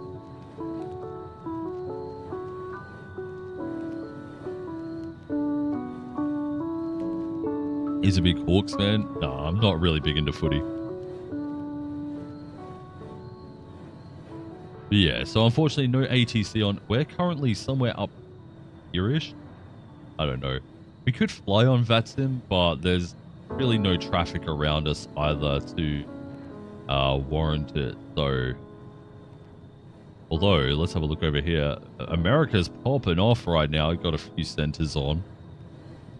Yeah, if you know how to call out over the radio for your VFR clearance, then doing this on VATSIM as well is also really cool.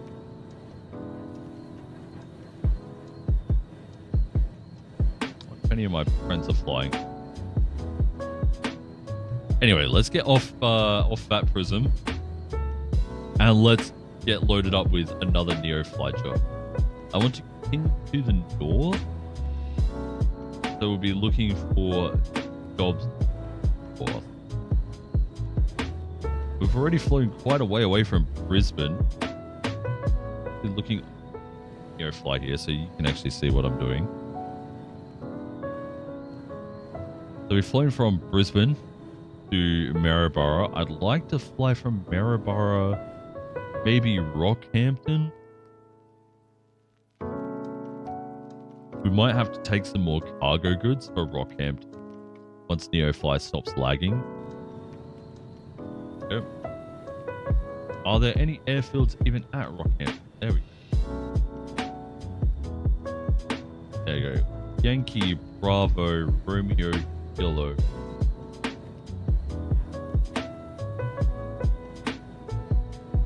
Okay, they're buying fuel at Rockhampton. My plane isn't big enough to carry a lot of fuel. Well, you might make it... Actually, it's only 110 weight. That's not as I thought. We could take 17 barrels of fuel. Anyway, is it really that cheap? 104. Then we make like 600 per. That's over $6,000. Closer to $12,000. But because we don't have any other like real jobs up to Rockhampton, just take the fuel. It's only going to cost 1,700, so very low cost. So I don't see a real issue with that. You left your home airport last night, and the guy calling ground was like I was on 1.5. It was a tad intimidating. Were they live at the same time? That's crazy.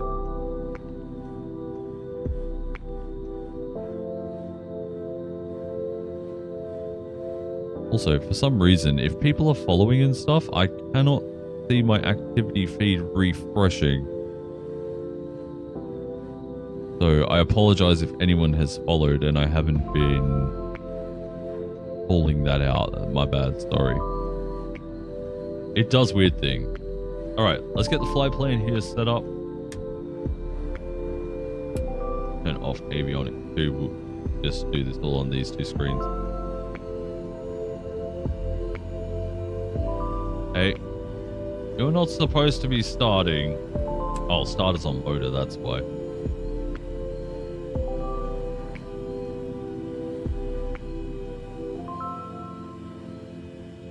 Alright, let's clear out our flight plan.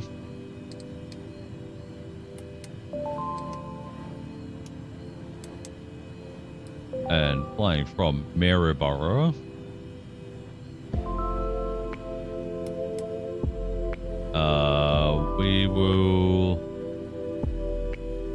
We'll probably want to back taxi down 17, right? To get a bit of a headwind to lift us off. Although it is a long runway as well, we can take off 35 and then just take off from right in front of us.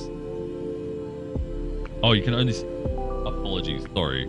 Yeah, just if you still see NEOFLY up, yell at me. Because it's the one way that I'll get rid of it very quickly. We're going... Rock. There we go. Going to have a look at the guards for Rockhampton, and I will also bring you in on that one. For some reason, Dart Fox really likes Australian airfields, but else. Let's have a look here. We have general runway, so we have a 1.5 and a 3.3 to land out. If the wind stays the way it is, we'll probably land 1.5. Go. Bring this one up.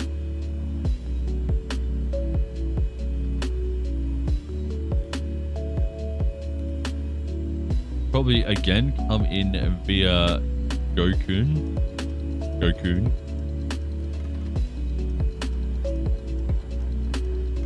Into that way there, into the runway. It does look like there is like a side runway, but it's nowhere near as long.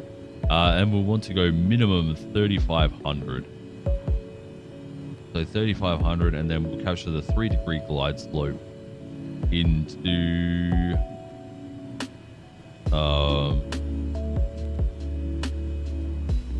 Rockhampton.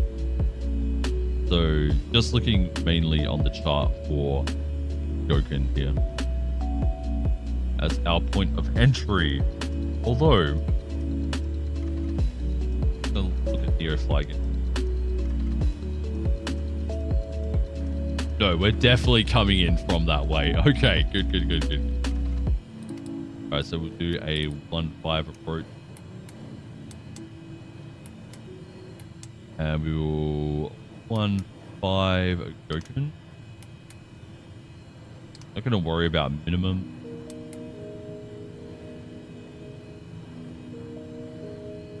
Turn on. Oh, the GPS is already on. We'll turn off approach mode. We don't need that. But we do need nav on. Alright, we need to weight match now. Our weight for NEOFLY. I'm going to show you this so that you don't get confused when you start doing jobs. So we're on the My Flight tab here. And this is the weight you need to carry and versus how much you are carrying.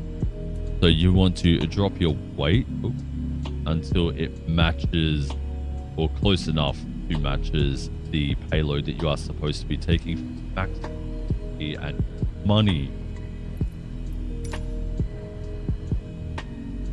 Over there, my beacon and everything is still on. Let's turn off. I should have turned them off like the moment I landed, but it is what it is. Set the trim to takeoff trim. Flaps to takeoff. Now turn on the fuel boost, the ignition, and starter. Let's get this thing started up. Then also turn on avionics bus 2. Did I turn off the fuel? I did. Let's turn back on the fuel.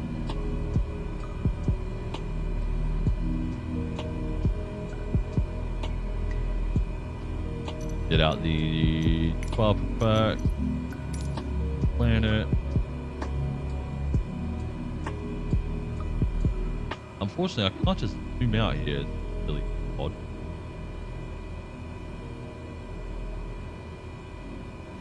Back. About ish. Good. Our plane is not starting. Oh, we have no fuel. Such a dear.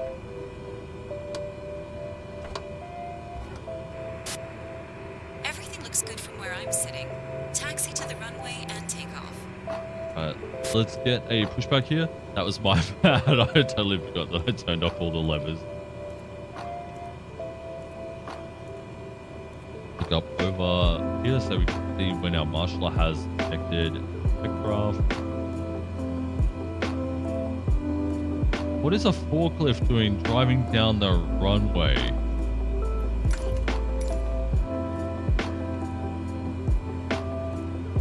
Dude, that's accurate. You should have your forklift license suspended, my guy. Ah, my controller.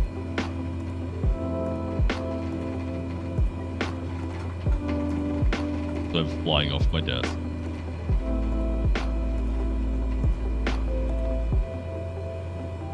Alright, so I've got the rock cam to start up on my other monitor now. I'll be able to see that. There are props we will on.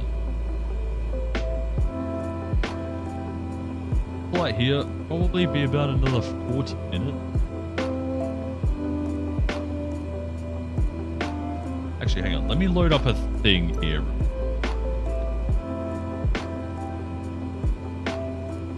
What? No, not. Hold on. Turn this on.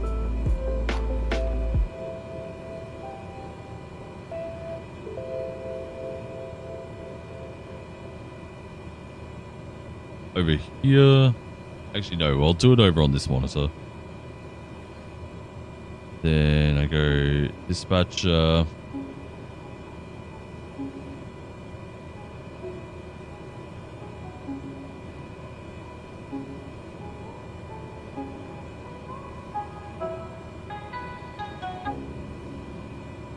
Okay.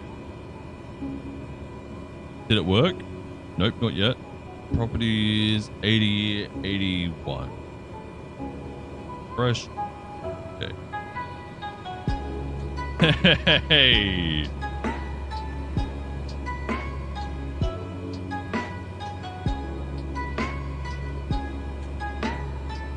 It says that it's not working. But on my side, I've got all the information.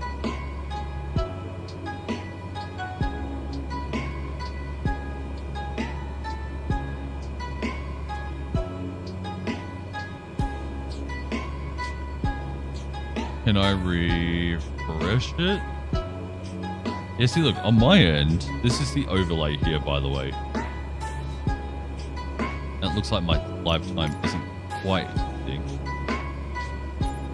Do that, and then real time. Here you can see that it should all be syncing up. It's got my aircraft, it's got my altitude, it's got what heading I am, my ground speed, indicated airspeed, vertical speed, how much further we've got to go. Did it work? Showing how far we've got. Change later. Let's just do Sim Connect. See if that works. I think that requires an overlay restart.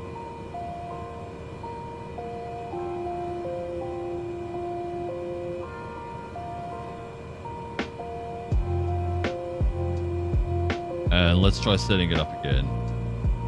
Borrow to Rockhampton.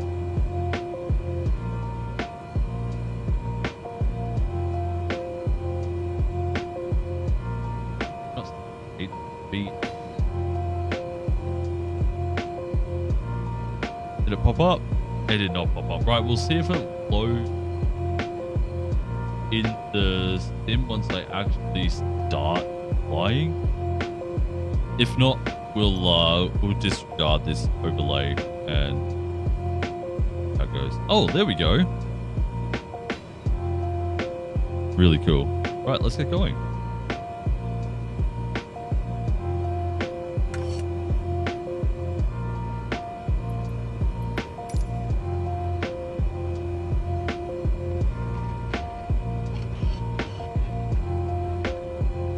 now we'll be able to see just how far I am from our destination.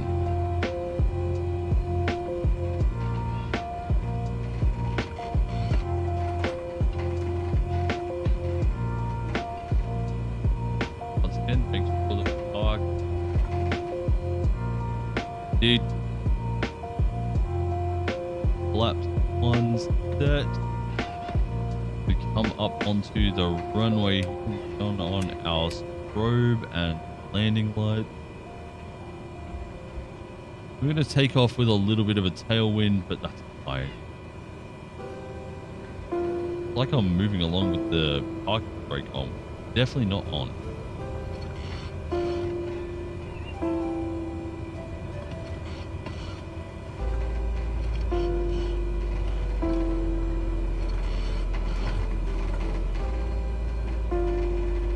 And let's go.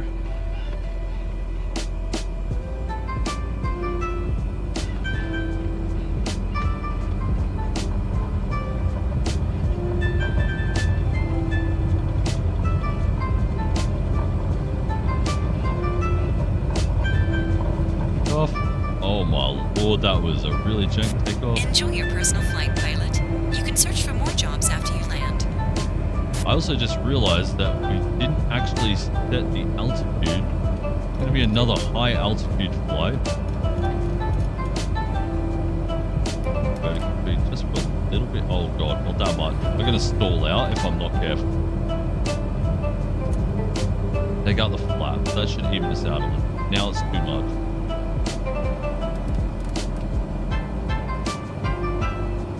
Right, autopilot on. Right, now let's get this sorted. Now that everything else is sorted, let's get this sorted. Wow, we have a long distance. Saying an hour. But that's just only at 3. Hope we have enough fuel to get there.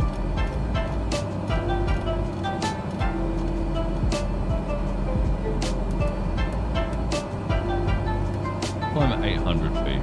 Because that's generally what I climb at in the plane. Cool. There we go. Hey, Bonta, how you doing, man? Welcome back. I'm glad they included normal voice servers on BATSIM. They never used to have DTAF compatibility. What's DTAF, sorry? It was frustrating doing group flights and having to use TeamSpeak. Wait, you use TeamSpeak for group flights? What's DTAF then?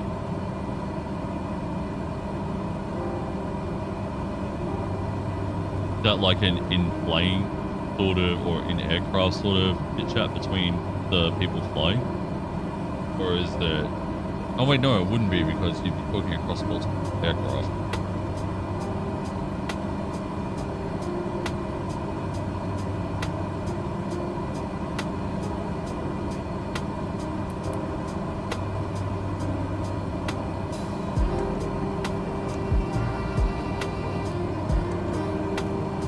Oh, common traffic advisory frequency is local comms where no tower or controller is present. You mean like Unicom?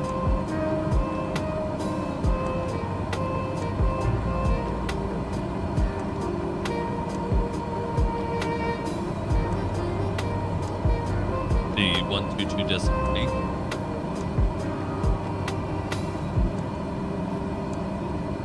Oh my god.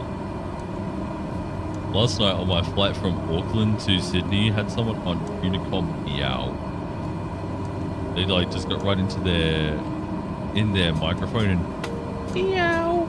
Like what the hell? I unfortunately know who the person is as well.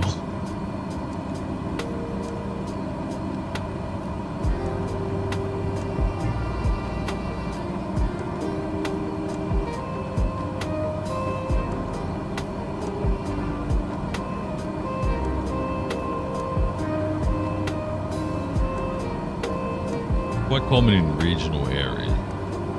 Yeah, I get that. Being a regional person myself and having flown out of my home airfield, my old home airfield, on that, yeah. I watched an A320 take off from my old home airfield, and he was just airborne over the threshold. Ridiculous. I was actually very surprised he managed to get off the ground to begin with. Or while, you know, using the runway and stuff. Right, let's do some checks here. The flaps are up, landing lights on. I don't believe we'll need to turn on recognition lights. That's like really only if you're in like cloud at night, right? Other than that, people can get with you. We'll turn the fuel boost back to normal because I accidentally left that on. Starter onto off and ignition onto normal. That should stop quite so much. Well, might take a little bit more time to climb. Keep an eye on that estimated. The prop's going a little bit too hard, so we'll just drop that back a little bit. Okay, now it's not going to jump the red any. They'll go CTF with, until a certain height, and then they'll change. Aha!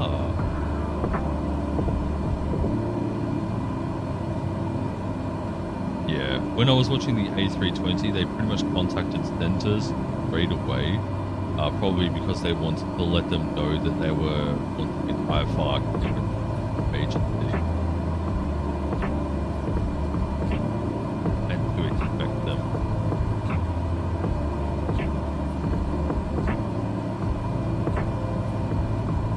But he definitely talked to center before he took off. Yeah, I think I have a picture of that, which I'm not sure where.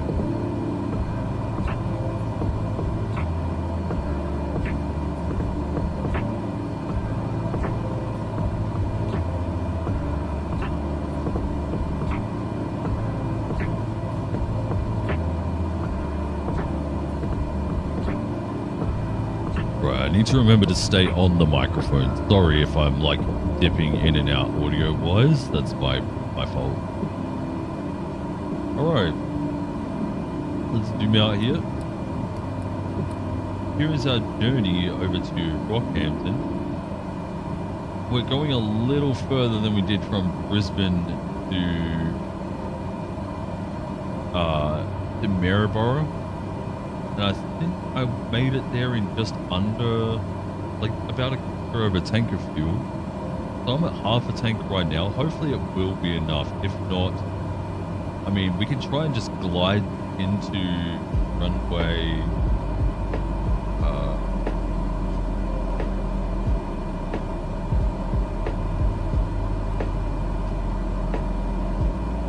33. But I'm not liking the chances on that. And like I said, I don't want to increase the sim rate, otherwise we'll lose out on a little bit of experience here. I should have just done a job to Bundaberg or something, or never heard of it. There's Billawela or something. And a car thing. Never heard of it. It's slightly more inland, but almost. No, we should have gone to Gladstone instead, because then we could have just flown along the beach too. Gladstone. The Rockhampton here. Gladstone is just down here, right next to the little island. Gladstone is about there. So we should have just tried to find a job to Gladstone instead. Played a little bit safer.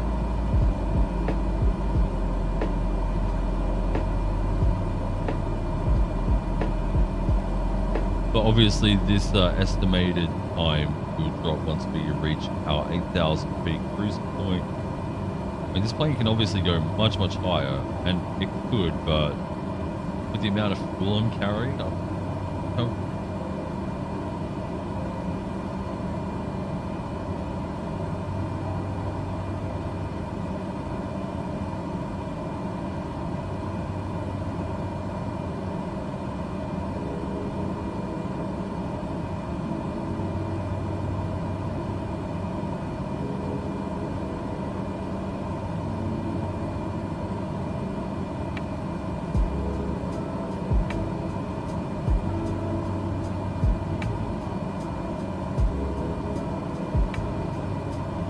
otherwise we'll run out of fuel. So we're nearly at cruising altitude 8,000. So we're going to be going through a little bit of cloud on our way through. Not that will really stop us at all. We have a little bit of a somewhat tailwind should help as we get up there as well. Keep my eye on bats. I do want to record another video. It's kind of getting to that point in the week where I start thinking about recording one in case things go wrong and I need to record another, which has happened before. Me and Blind Junkie, our first dead cockpit flight was from Sydney to Melbourne, but I had some audio issues and we had to re-record the video. And from there, it was the one that was uploaded. It was the Perth to Kalgoorlie video, the shared cockpit in A320X. So I need to think about recording soon so that I have time to, if things mess up, fix it. The audio on that other one, it was so far beyond gone. There was no way I was fixing it. The only way people are going to see that video is if maybe one time I put up like a description for the Patreon member. But we're still a hell of a long way away from that. I'm not even like really about what to do for all that stuff. But if it comes around in the future, then we will deal with it then. But yeah, seeing some unreleased footage or just me being unhinged or whatever, because it does happen when we're recording in groups. I usually hang out in Discord a little bit, which if you want to join the Discord, there's a link down in the description. But yeah, usually when I'm doing flights, I'll hang out in Discord because it gets pretty lonely. So you'll usually hear me goofing off in there, but I cut a lot of that out of the video still, usually while I'm cruising. And I don't want to spend too much time on cruising footage. Actually, crazy thing, I recently saw a YouTuber doing VATSIM flights where they cut out their own microphone audio. You don't hear them talking ATC at all. You hear the ATC talking with them and acknowledging what he's saying, but he cuts out his microphone channel. And I was watching, they had a 22-minute video of them flying around a holding point into the approach. And it had tons of views because it was on VATSIM. And I'm like, is that what people really want to see? Like, do they really want me to skip all the intro stuff? They just want to see an approach? Like, what's the deal? And it was so unedited. Like, it was a good frame rate, the picture quality was great, but no microphone, I don't believe there were any cut. It was just from a holding point into head this way until you're established on the localizer and ILS, into landing, back. And it was 22 minutes and it had heaps of views on it. But you can't hear them interacting with the ATP. So I don't know if that's what people want, but I mean, if that's the sort of audience they've garnered from doing that sort of thing, I mean,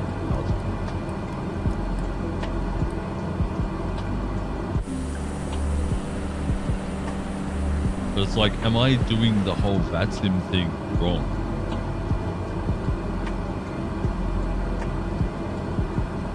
I mean, I'm doing it more in a style I would like to do,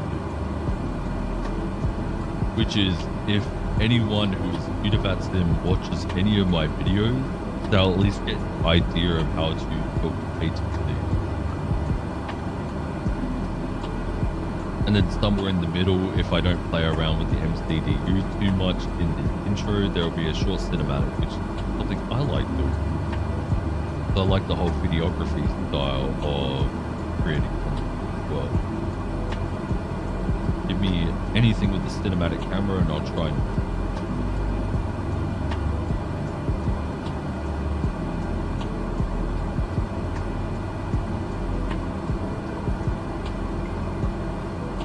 even when I used to play Minecraft, I used to play around with camera mods and stuff to try and get cinematic shots there. Wasn't very good at it, but it's been a while. There might have been some updates to it.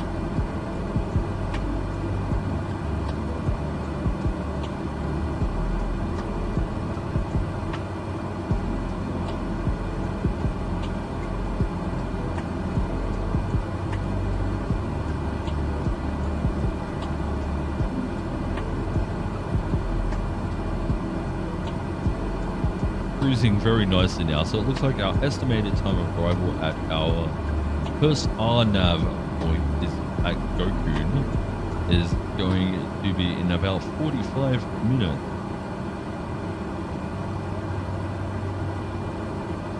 So, and like I said, I'm not doing any sim skip. I just want as much XP as possible. I really should be doing like a ton of tiny flights. The problem is when I'm doing job flights, bring up NEOFLY here. When I'm doing job flights like these, you might get more XP, more money and stuff, but they never usually go the way that I want them to. Like one of them from Maryborough was to Brisbane. There it is. And I don't want to go back down to Brisbane. This one here is a dirt runway. It might be it's a hard runway, but no light. So it's a bit harder to see, but then see out here, there's no jobs anywhere down up to the north or back down to the south. So I'm kind of forced to take goods market cargo from there. The further along we get in our journeys, actually that's like go to hangar and see how much a caravan can hold compared to a CJ. Payload on caravan 1,000. Sorry, I realized that I may not be right up against my microphone here. The payload is 3,000. I think that's 3,657 pounds. But its max speed is 195.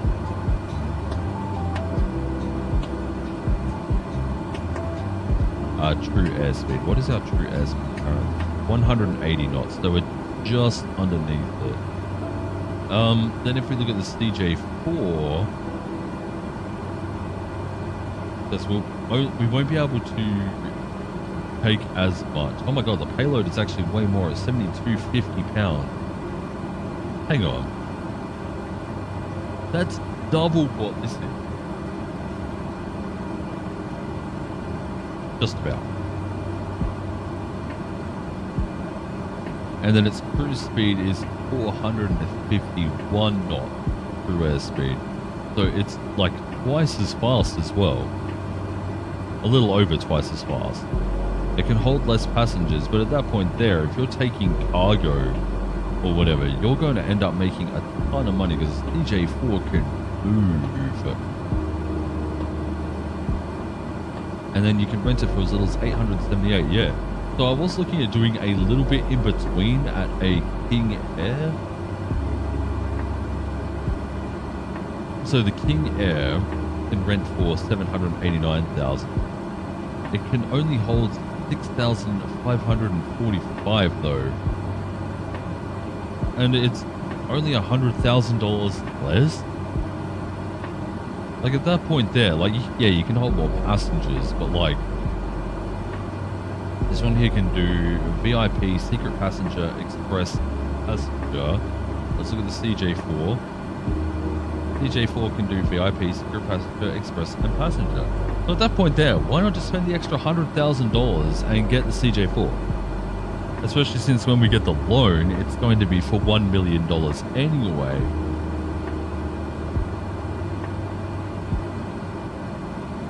So we may as well just get the CJ4.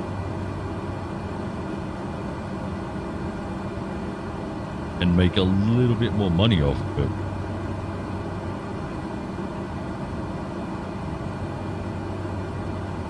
Also, real quick, do you think that the light delay needs to be size? Because I can make it a little bit smaller. Okay. But if you guys think that the overlay is good size, then just let me know. I think it's a little big, but I like things minimal. That's just me.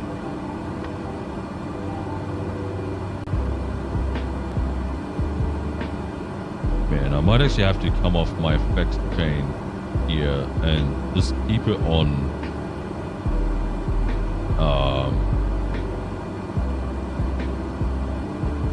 the OBS chain, because I'm having some real issues with this one here. It's not holding very well. We go here, then here.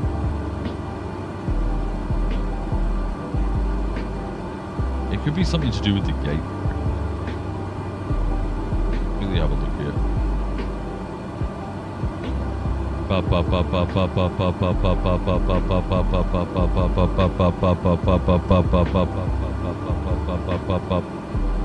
Am I louder? Is it better?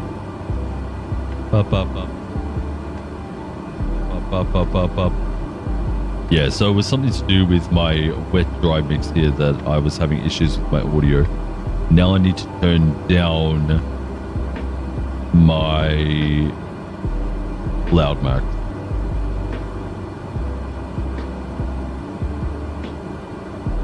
There we go, that should be a little bit better. It should sound a lot more consistent now. Now let's see if I move away from the microphone. Okay, not that way. That way's bad. Oh, I need to turn back down my gate because I turned it up earlier.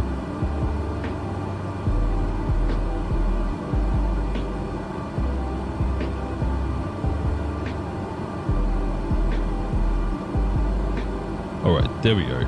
Should be all set up now. Apologies on the go audio processing. Yeah, so I was wondering why my signal was coming through like a bit weak, and it just had everything to do with my gate. So that's cool. Now the amount of audio or push out is much louder, so my audio should be more consistent now. Apologies. Right, 40 minutes in the air. We have 124 nautical miles to our RNAV approach. Let's see if we can get the flight plan going to show us where the top of descent is.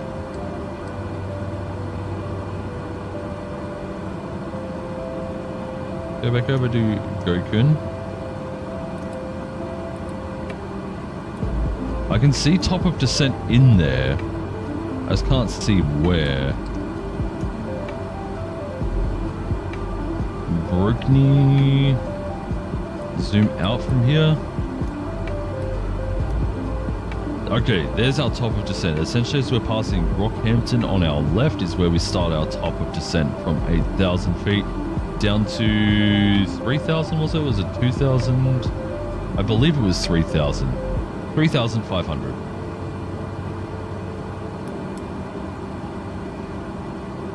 Still got a long, long way.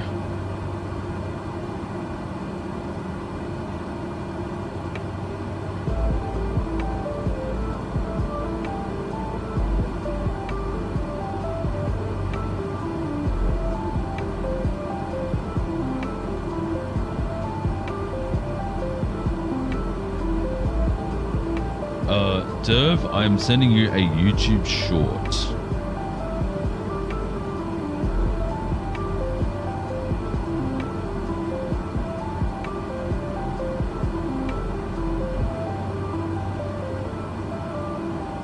If you're still there.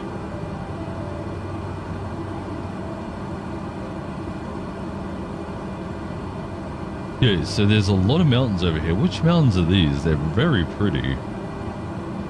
I've never been this far north in Australia.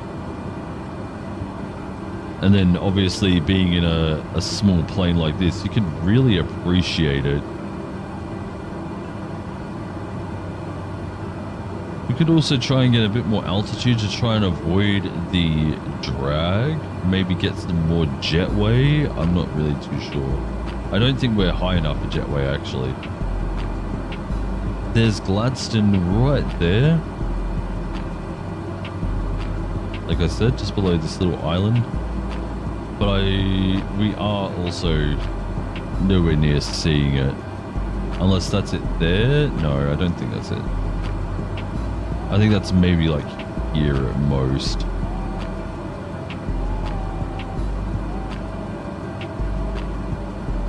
I feel like it'd be so cool to live up in the mountains. Like, not from a wildlife perspective. Australia has a lot of scary things, but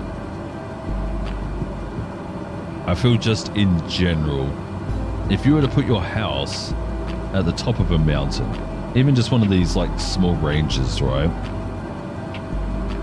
Get something with an upper level with views that see just over the trees and enjoy night skies forever. Like, that sounds phenomenal.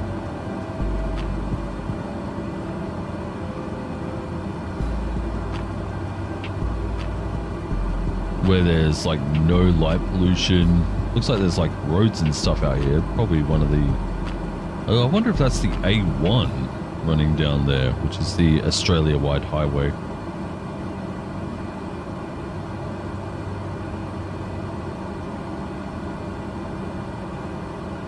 It could be the A1. Oh, I see water in front of us. Let's see if we can find that on the map. This will be it there. Yeah, so Gladstone, kind of over here.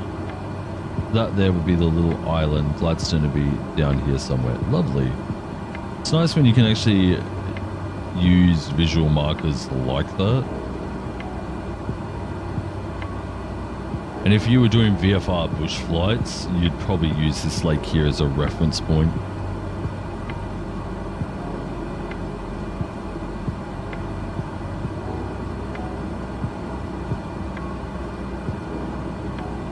Well, maybe at some stage we'll try one of those bush flights and see if we can follow it successfully.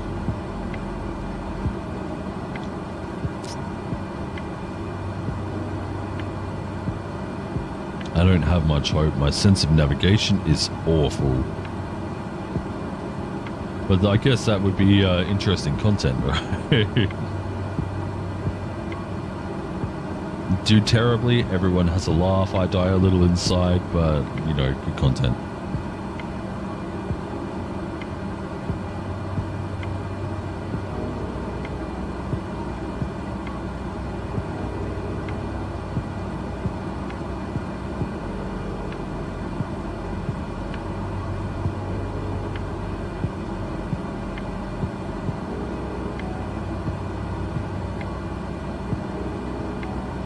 Ooh, still 33 minutes away. I mean, really, there isn't much for me to talk about at this point here.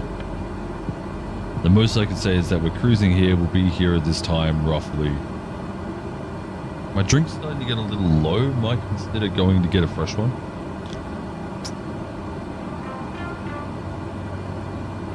For some reason, this one here, it feels like it's hydrating me and drying out my throat at the same time.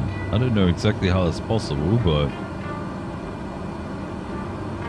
Actually, that's something. I'm going to see if this road here is the A1. Going to load up Google Maps, and we're looking roughly for those mountain ranges.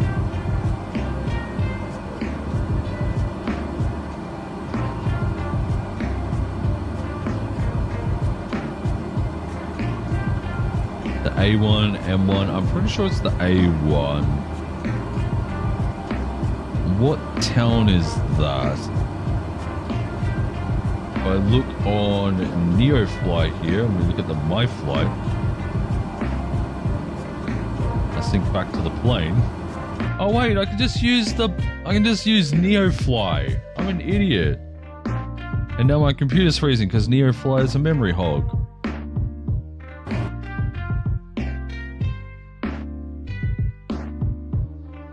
Please don't crash. Please don't crash. Please don't crash. Please don't crash. I swear to God, if this crashes, I'm ending the stream.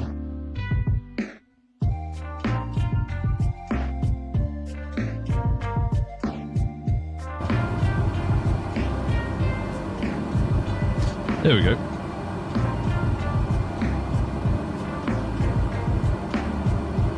Center on plane. It is Miriam Vale that we are coming up to. Here we go. On NEOFLY. So the town that we can see below us. And it is the A1. It is the Bruce Highway at this point here. So we moved off Princess Highway at some stage into Bruce Highway. But I don't think that's the road we were following. We're following train tracks underneath us currently.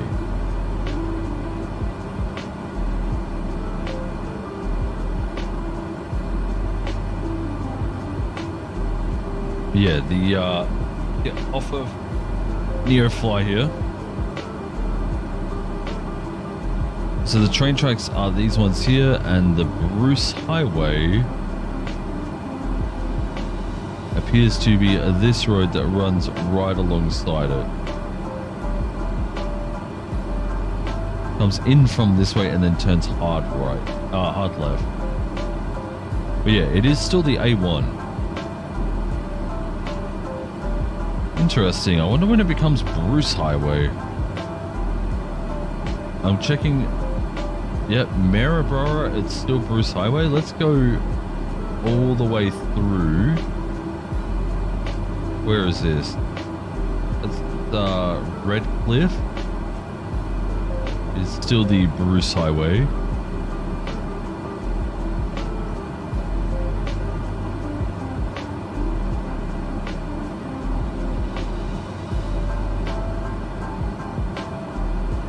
Actually crazy.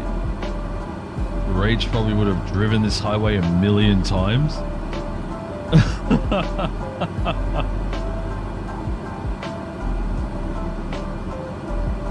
I'm trying to follow it through here. Oh, that's the M7 now. M3. A3. Yeah, so it becomes M1 as it goes into the city. But then as it comes out of the city, so it's M1 at Caboolture. M1 just out of Caboolture. Where am I right now? I have no idea where I am. M1 still in the suburbs. And then A1 again. Quite a distance at Gympie.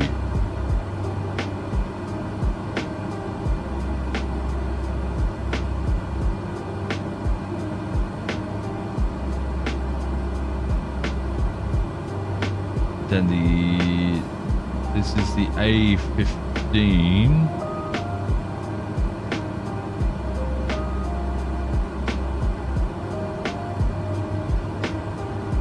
Yeah, I've lost where the A1 comes in. But it, like from the south anyway, unless it goes right past the Gold Coast. Look at the Gold Coast. Gold Coast is M1, yeah.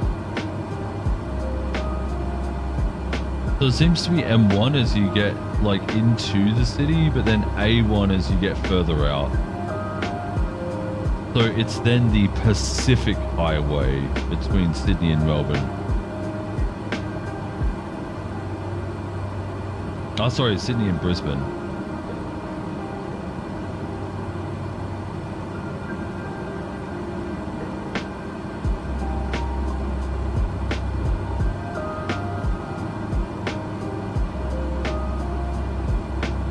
And it is back to Princess Highway south of Sydney. Interesting. Very fun to learn about the country a little bit like that. So Bruce, Coastal Highway, and then Princess Highway. We're now nearly halfway of our way through to Maryborough. I mean, I don't even need to tell you. You can see it. There's a small progress bar across the top of the overlay, which shows you just how far we are until we land. And I'm not sure if when we go past Rockhampton, if it will get close to the end and then back off, or if it's taking into consideration our whole flight plan here. So that will be interesting to see if it backs up a little bit or not. Still 100 nautical miles in about half an hour.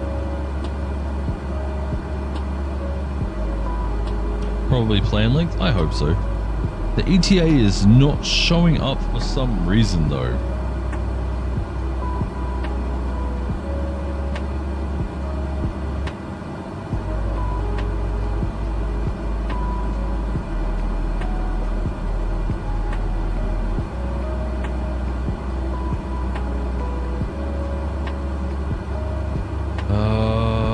Yeah, it's not showing up in the overlay either. I'm not seeing it at all. Flight stats. I can see that it has the flight, distance to go, ETA at whatever Zulu, and time to go. That's how you'd code it? Yeah, that would be cool.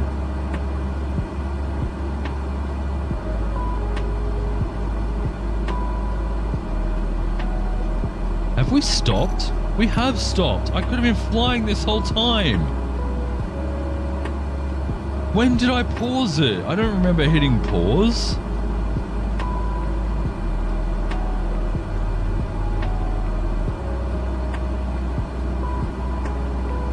Oh, Lord.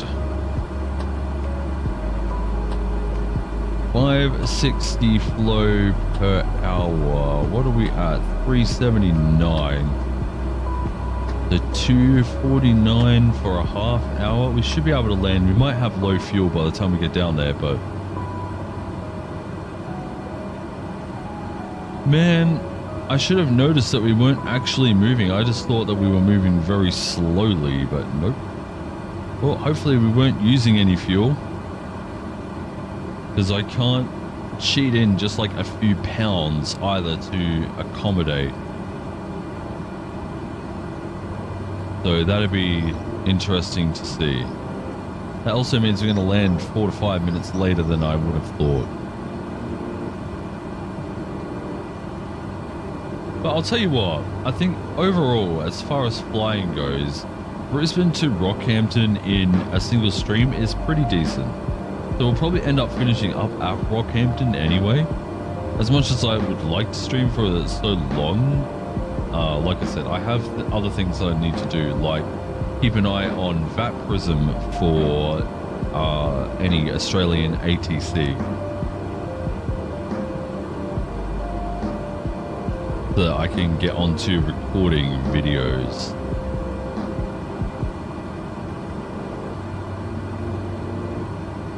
I'd really like to get a tower and approach on, especially since I learned how to talk to approach properly last night. By the way, if you want to know how to talk to ATC or whatever, just go over to my community tab and write in any questions. We have an Australian tower controller ready and waiting to answer questions in a video in a few weeks. On top of that, he's also applying for his, what is it, S3? I'm unsure what it is, but he'll be able to do departure and approach as well. So he's studied up on all those sorts of things, but he's a real life pilot as well. So be sure to go over there, ask whatever questions that you may have. Otherwise, there won't really be a video. But we'll probably still get together and do a live stream anyway. And then if anyone is interested in asking questions on the fly, then we'll be able, then we'd be able to answer them regardless. Sorry, I had hiccups there just for a moment.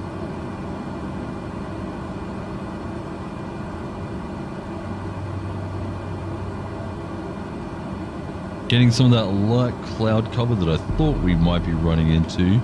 Although I'm not sure if it'll be a lot as we actually make our way into Rockhampton. It's still quite a way away. It could be this cover here. But at which point there, we'll get our VPath to do, our VNAV to do everything for us there.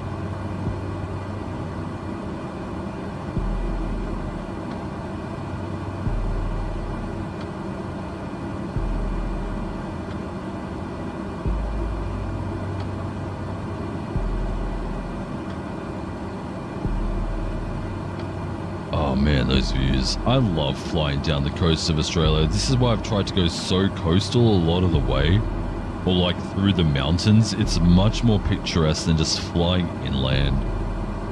Like flying with Blind Junkie, it was fun, and we had a good time as we were... Oh, excuse me, apologies. As we were flying across America, like there was... It was just really bland. There was lots of nice rivers though. Because we were flying in a 152, we're flying much lower to the ground. So you can appreciate those sorts of things a lot more, but I don't know. We were flying in the northeast, I think.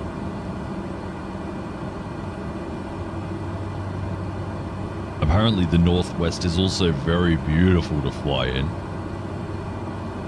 Seattle, Washington State, etc. But I wouldn't know because I haven't really flown around that sort of area, so...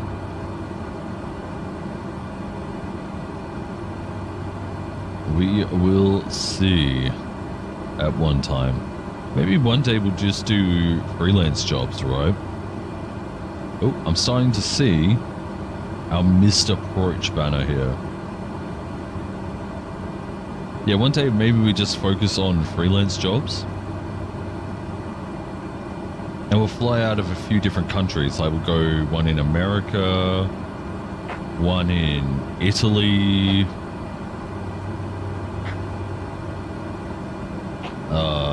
where else? I've done VATSIM in the UK as well. That one there never got recorded because we were having an issue with the planes doubling up. And I didn't realize why, but now that issue should be fixed. First shared cockpit flight, no problems. Second shared cockpit flight, double the aircraft. Third shared cockpit, double the aircraft. Constant TCAS warnings.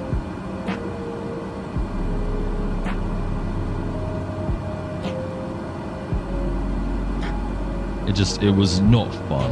It wasn't fun to watch. It wasn't fun to listen to. Which is really unfortunate. While I couldn't record the US one. Oh, excuse me, flying from LAX to Sacramento, I might have been able to fly my record my flight from Edinburgh to Manchester.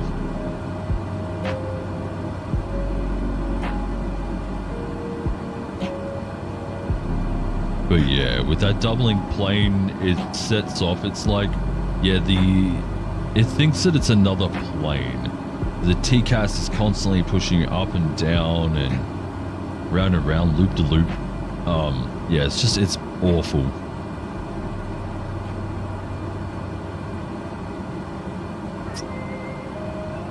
And then you see the planes jittering through your own windshield, and yeah, it was so not fun to even be a part of.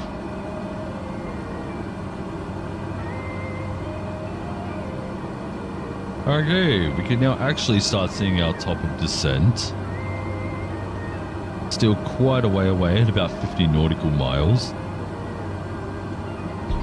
So we won't have to be dealing with any of this cloud. I think we'll be turning well before these mountains even. Since I'm not seeing them anywhere around here. Still can't see where our top descent is. Looks like it's just past one of the rivers up here. Maybe here. But again, still about 20 minutes away. The visibility out here at the moment is pretty decent.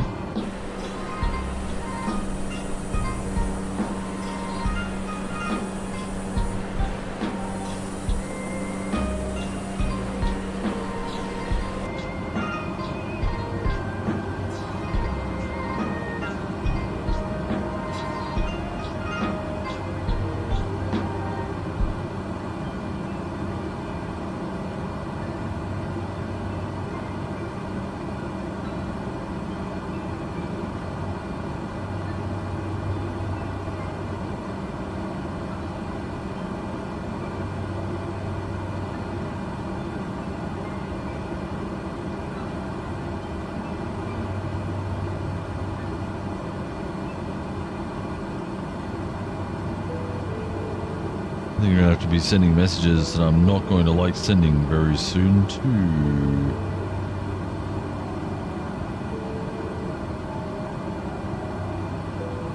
Yeah, so it looks like there's like a little inlet right about here. And our top of descent is just past that. Actually, it looks like the clouds are coming in this direction, which is strange.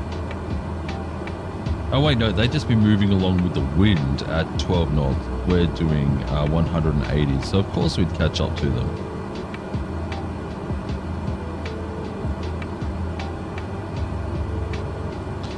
It also looks like our overlay stopped working.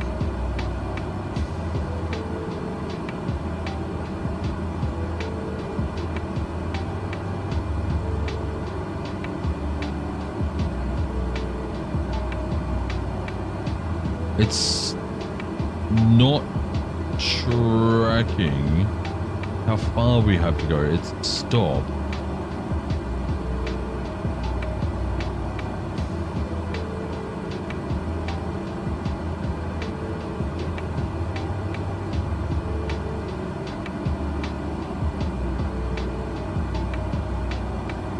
Alright, let's try setting it up again.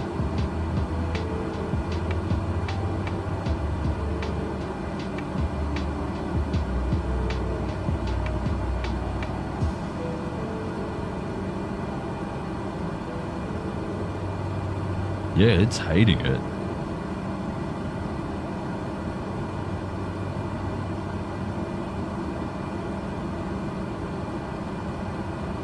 I'll try reloading the overlay and see what happens.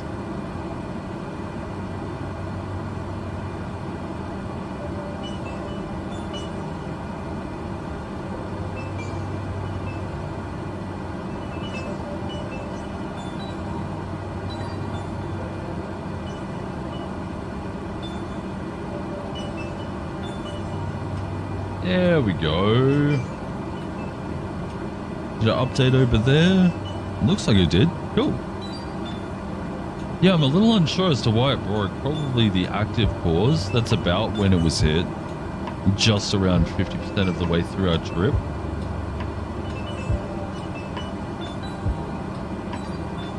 And we should make sure that it does tick over to 71%. Still 20 minutes to our point, so probably 15 minutes until we reach our top of descent. Once again, 3,500 feet is what we will be descending to, and we'll let the VNAV take care of that, because it's less that we have to do that way. There we go, just ticked over to 71%. It is still moving, lovely. Crazy how it broke though.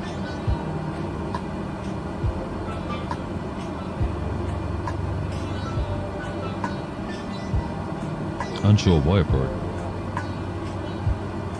And real quick, I just want to say, if you are enjoying this content and you haven't subscribed yet, be sure to, and leave a like on the live stream, as it tells YouTube that you do want to see more and that others should also check it out. It does help out a bunch. Thank you very much for your time there. And we also have links for Discord in the description if you're interested in that sort of thing. I've been joining in the voice channels very often, so if you just want to come say hi, that's a good time too.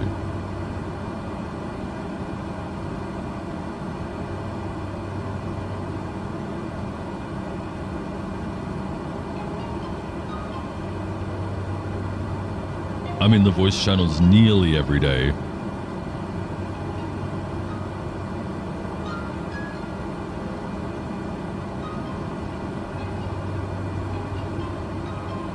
$18 until we land. Passing Gladstone right now on our right. There it is. Only nearly, not good enough. Quite me. I didn't jump in the voice channel until later yesterday because I was doing Deep Dungeon with you in Final Fantasy.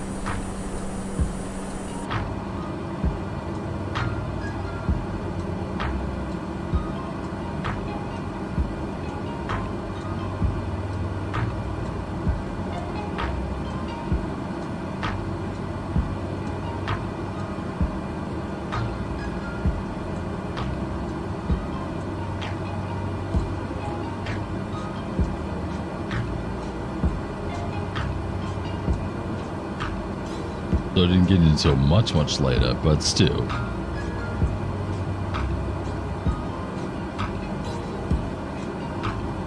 Also, something that I'm going to need to consider is getting some moderators possibly for the channel. With it growing like every day, I'm just waiting for the day that something bad comes up. I'm going to have to start looking at some people to possibly start moderating the stream chat, and I think I can still do Discord at the moment. But, you know, being a moderator in the stream chat also means you get a moderator role in Discord, so... Excuse me.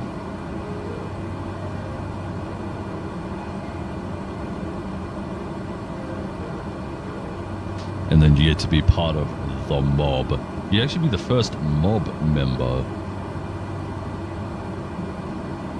To whoever gets that one first.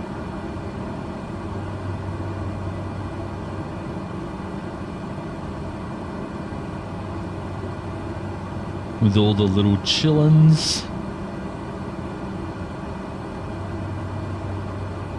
16 minutes, roughly 10 minutes away from our top of the descent. And here you can now very clearly start seeing this river system. It is beautiful.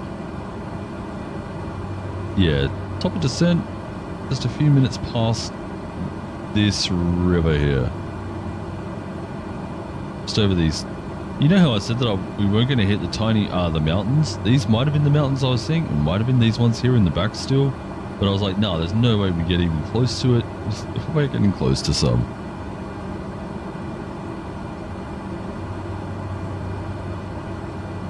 Just how it works.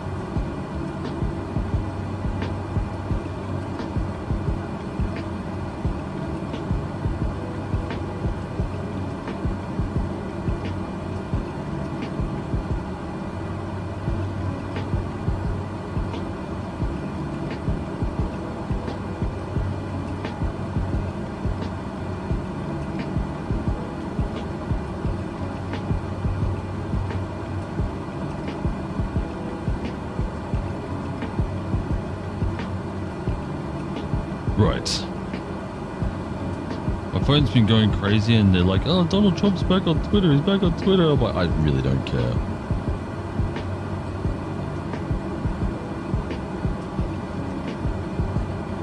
All he does is dig himself into deeper holes. He really should have a social media manager posting on his behalf. Because at least they might have some sensibility. Say, no, this is not going to be very good, Donald. Rethink this and try again. 43 nautical miles now, with the top of descent being about 30 miles. Really beautiful out here too. I know I say that everywhere I go, but the Australian coastline towns and cities and stuff, just the areas that they are, they're just, I'm never going to get over it.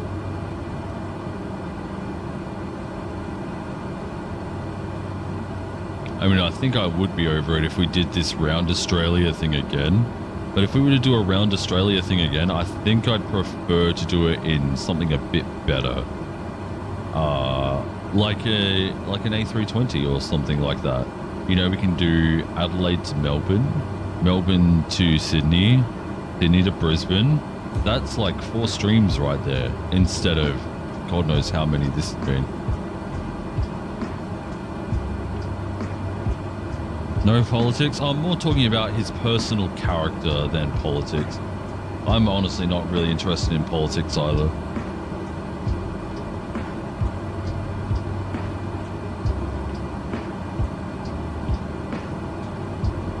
But you know, if me trying to fill dead air so you're not listening to silence is bad based off of things that I'm observing, then, well, this isn't going to be for you either.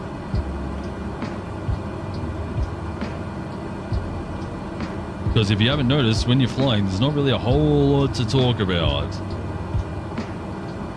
Other than views and what's going on the computer, so...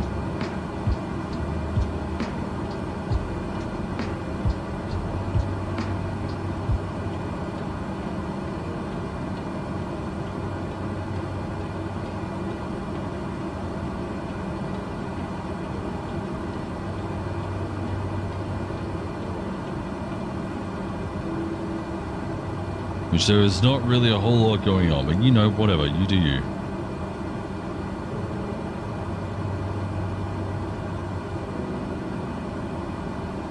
I'm not going to apologize for having an opinion about what someone should be doing.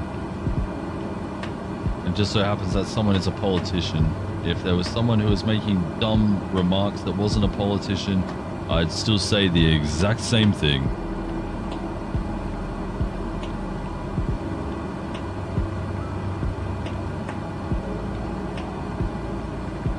Like, who gave Jake Paul his Twitter account back after he makes all those statements about all videos, you know? That's just dumb. Give him a manager to say this video is okay or not.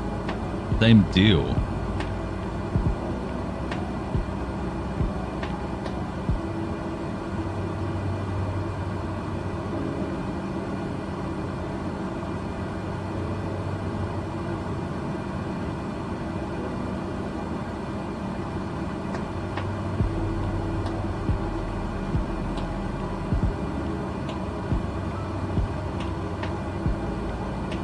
People.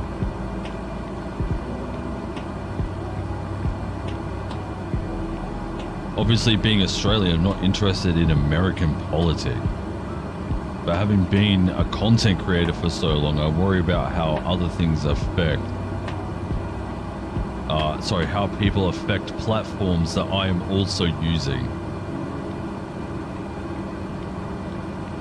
So...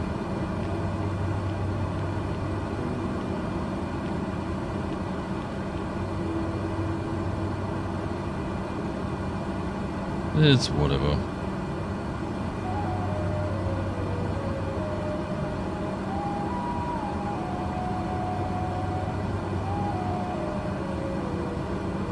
Well, I guess I'll just have to try and find more things to actually just regularly talk about.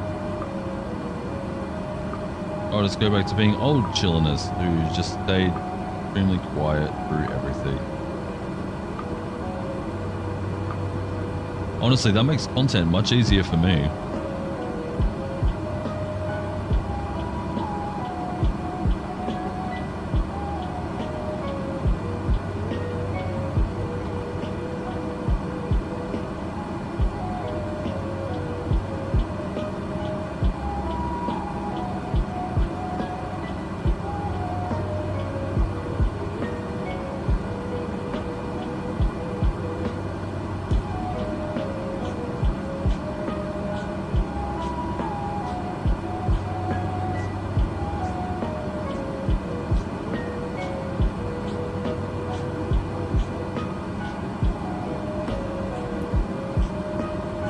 Don't even worry about it. Yeah, well, it's just, it frustrates me. You know, I've gone however many hours or whatever of recording and everything, not even mentioning Donald Trump. The one time I mentioned Donald Trump saying he needs a social media manager, that's it.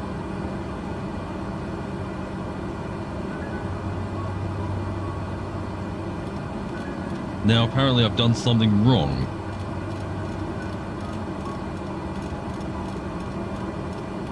I know that I'm never going to please everyone, but, you know, get other people to bloody do this for bloody 3 hours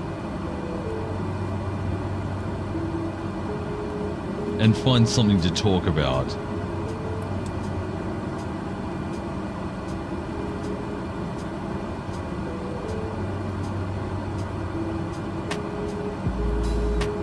I mean, it's not like I can just share other content while I'm flying, which would also make things very easy. You know, like like let's watch food TikToks or whatever while we're flying. Can't do that. That's against any sort of copyright things, because I'm not adding anything transformative. It's literally just a filled dead space.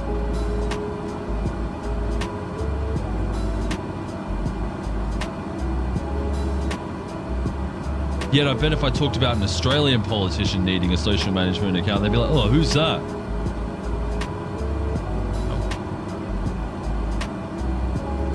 And they wouldn't have even cared.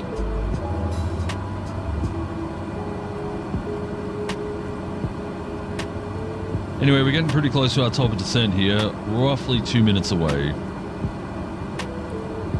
Zoom in a little bit here. We can now start seeing the whole approach. If we look down... Uh-oh. Alright, runway's on the other side of this mountain. Probably over here. I'm not seeing anything. It is on the other side of that river. So somewhere around here.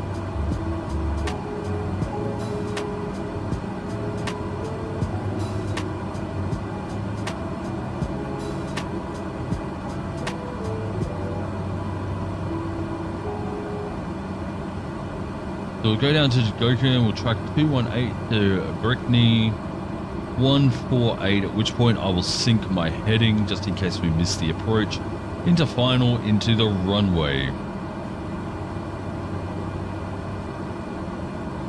Oh, we have minimums here as well.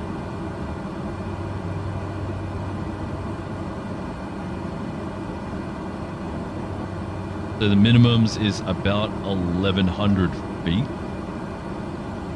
I'm going to set my barometer here since I don't want to crash out my game.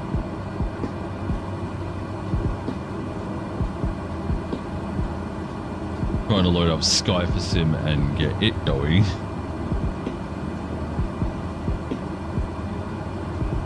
But the V-parts should be kicking in the moment that we hit top of descent here. If I zoom in, you see the little purple arrow appear roughly 1,000 feet. There we go. Perfect. We now back up on the throttle or else we will overspeed.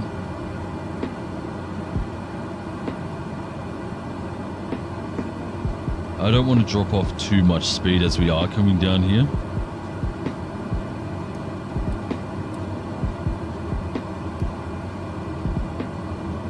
And we'll hit our bottom of descent right as we're turning around Gokun here.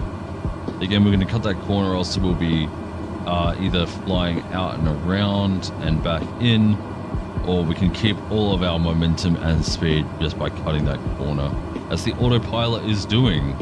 It still technically counts too, for some weird reason.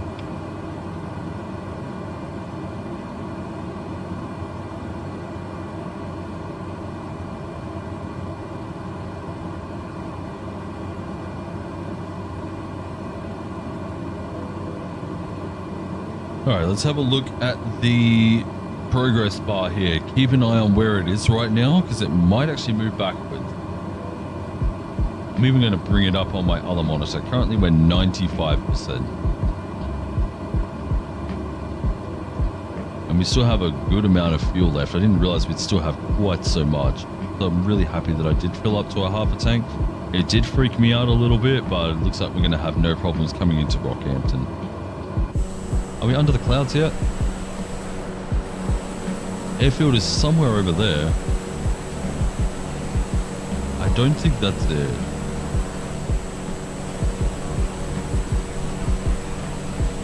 There it is. Very easy to spot. Going to bring up a Rockhampton aerodrome chart 2. We'll be landing 1-5. Is if the wind is still pointing north. It is. So when we land, there's actually a taxiway that goes, you can kind of see it, this darker spot here is actually a taxiway going back up to the terminal. So I will pin that. We will go over to the approach.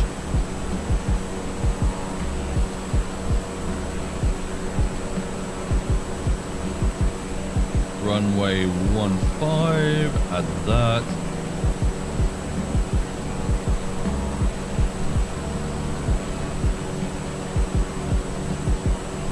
And I can't see where any of the GA parking is, so we'll just run off the taxi car and see if we can find what we can see. What we need. Sorry, not what we can see.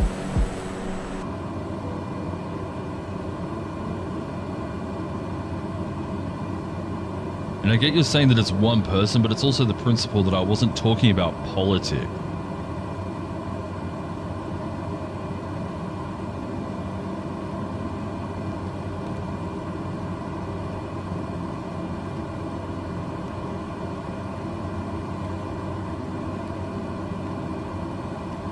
Apron chart. Hey, actually I do have an apron chart. Hang on.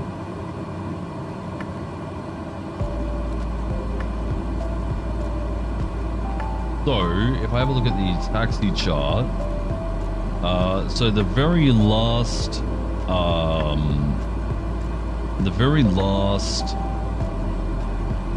thingy was Juliet. Taxiway was Juliet. If we land soon enough, we might even be able to take off Alpha or Bravo, which is, Alpha is just as the runway is crossing itself, and Bravo is just a little further beyond. Just a few hundred feet, if that. Then if we can do that, then we can just go straight into parking. So I'll show you all the charts here while we are coming through. There you go. So here's the cross runway. We'll be landing in from the north. So if we can land and slow down enough, we can come in Alpha and taxi. And if not, we should be able to slow down enough by Bravo to taxi in, at which point we should see any of our guys there. And then I can't read where the GA is there. Jet. Lovely. Well, I heard a notification. Sorry, for some reason my notifications aren't working properly. And it hang on, let me refresh this.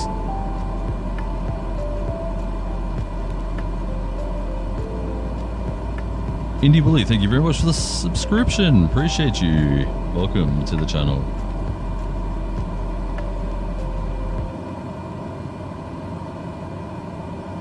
We're actually at a pretty good speed here. Right now, I'm going to insert a notch of flaps and give ourselves a little bit more throttle so that we stay around the 140. But yeah, so we'll be aiming for Alpha. Every single thing here, it says stand 1 Alpha Bravo Charlie Delta, 2 Alpha Charlie, 3 Alpha Bravo, 3 Alpha Bravo, 4, 5 Alpha Bravo Charlie Delta, and 6. They're all jets. So if we come off on Alpha, we may end up having to pull around to the left into a apron. It might, I don't think it'll give us a jetway right across 1 through 4. It might give us a parking over at 5. Hang on. Again, I can show you this.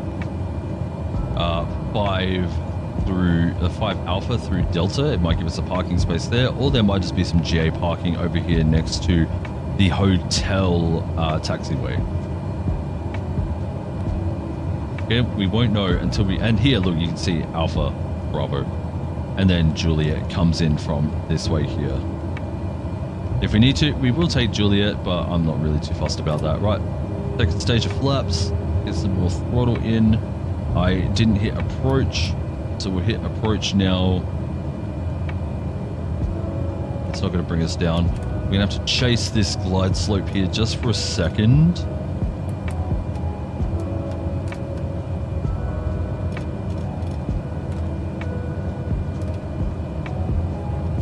Well, I caught it a lot sooner this time, so we shouldn't be chasing it for too long. Then the moment that we catch onto that glide path, we'll be good. There we go. There is our runway directly in front of us. The thing is, Indie William might be subscribing from one of the VATSIM videos even. They might not even be in the live stream. Let's have a look at Fly Live. It is saying 94%. It went backwards. And now it's ticked back over to 95.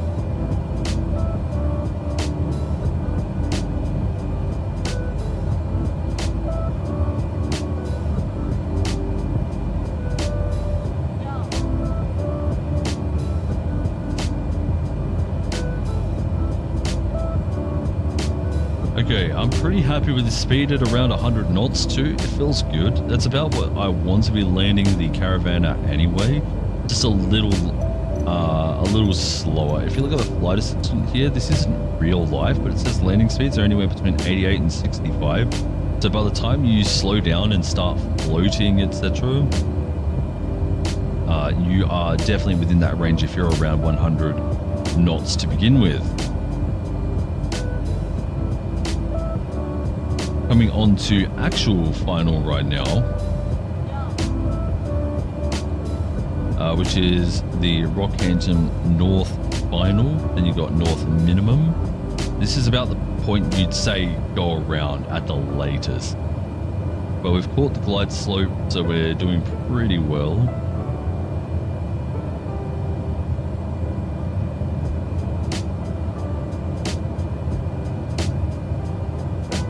Oh yeah, and I need to update my A330 as well. Apparently there was an update for that within the last couple of days. But after I downloaded it, of course. It looks like we're going to have a very similar approach to Maryborough. A left to right wind. Oh, as we're coming down, it's getting a little more ferocious. It was definitely nose wind left to right. Now it is actual hard crosswind.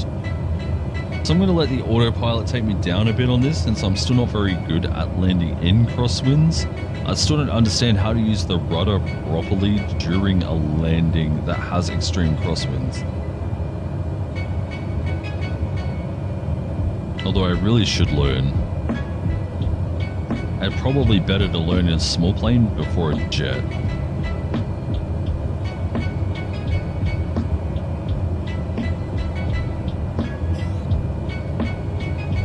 Let's back off the throttle a little bit. I want to get down closer to 100 knots.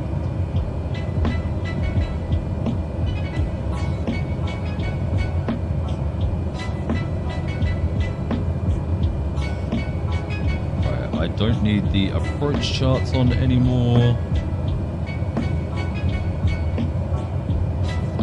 Get the taxiway charts up instead.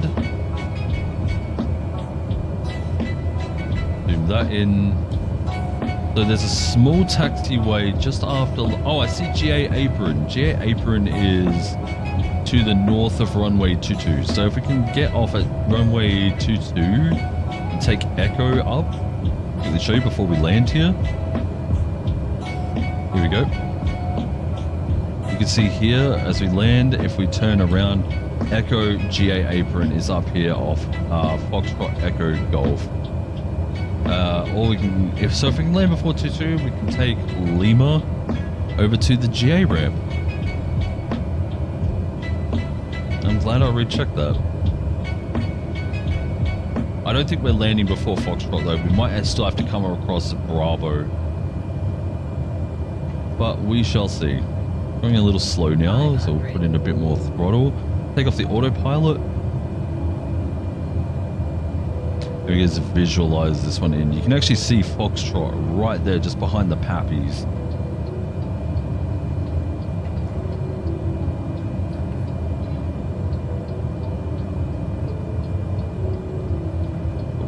Way too high now. Get back down. It'll also help us build up a little more speed again. Really cool that we get to fly right across the river though. That's sick.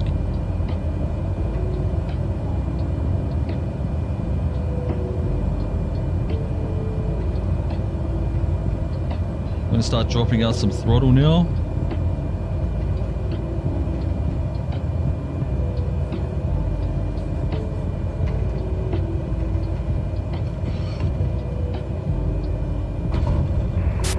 Damn, that was wasn't the nice. softest landing I've seen. What do you mean? It felt really good. Taxi to parking and shut down your engine. All things considered, I think it was good.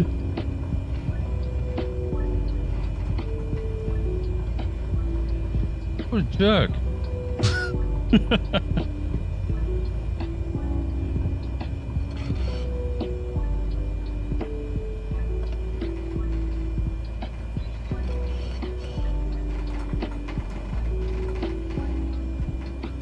Alright, there's runway 22.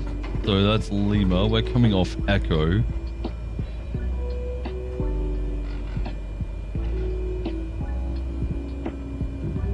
Alright, flaps are up. There's our Marshall just off to the left. Lovely. While we're here, we will turn off our landing lights and strobe.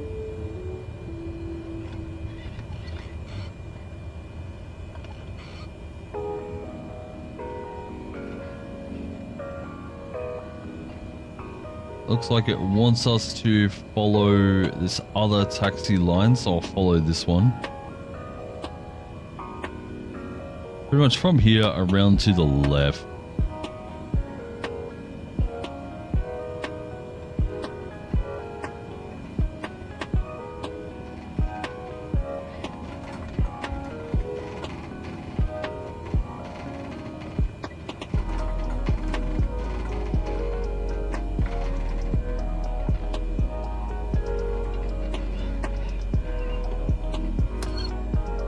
Beautiful. Let's have a look. Where did they park us? Wow. Okay, so it does actually have some pretty good parking. I'm happy with that. Take out our throttle, our fuel, and then tell NEOFLY that we are here.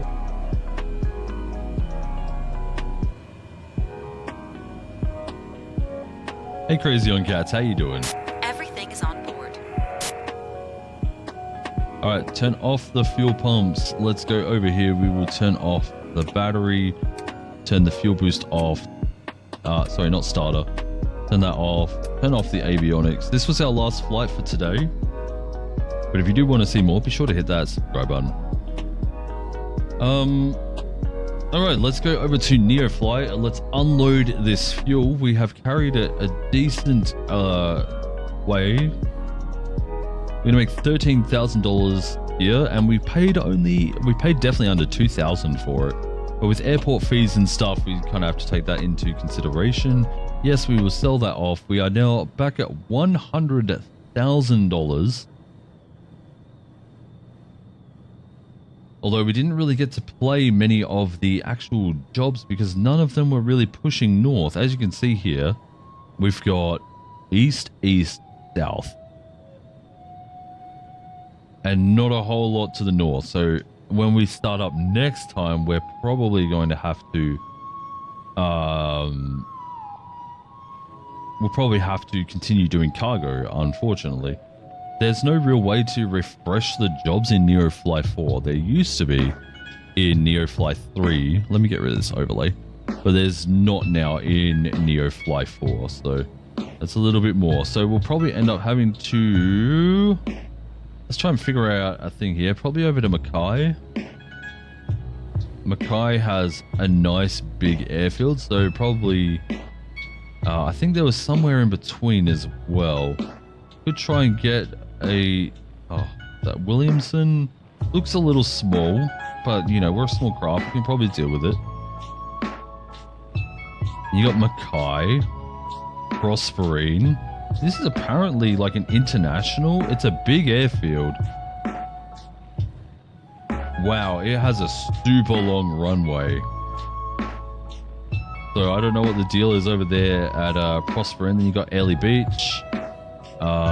Then from there, we'll probably try and go straight up to Townsville. Wow, it's an RAAF base, so it's a military base. Unless it has actual terminals, it might. I think Auckland Airfield has a military airfield attached to the main one as well. So I'm not too sure, but yeah, from Townsville, Then we've got Ingham, Cairns. Yeah, so we'll probably go Townsville in the next stream, and then Cairns in the one after that. From there, we'll probably start making our way across the country. So what's going here? Mount Surprise. Okay. But then, yeah, so kind of across this way here, the Gulf Carpentaria, and then from there, we'll start making our way over to Darwin. When you look at Darwin on a map, by the way, it looks tiny. This is Darwin. It's not much bigger than where I live.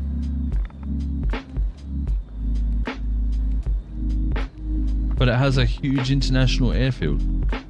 Okay, maybe... actually, no. Yeah, it's probably about the same as where I live.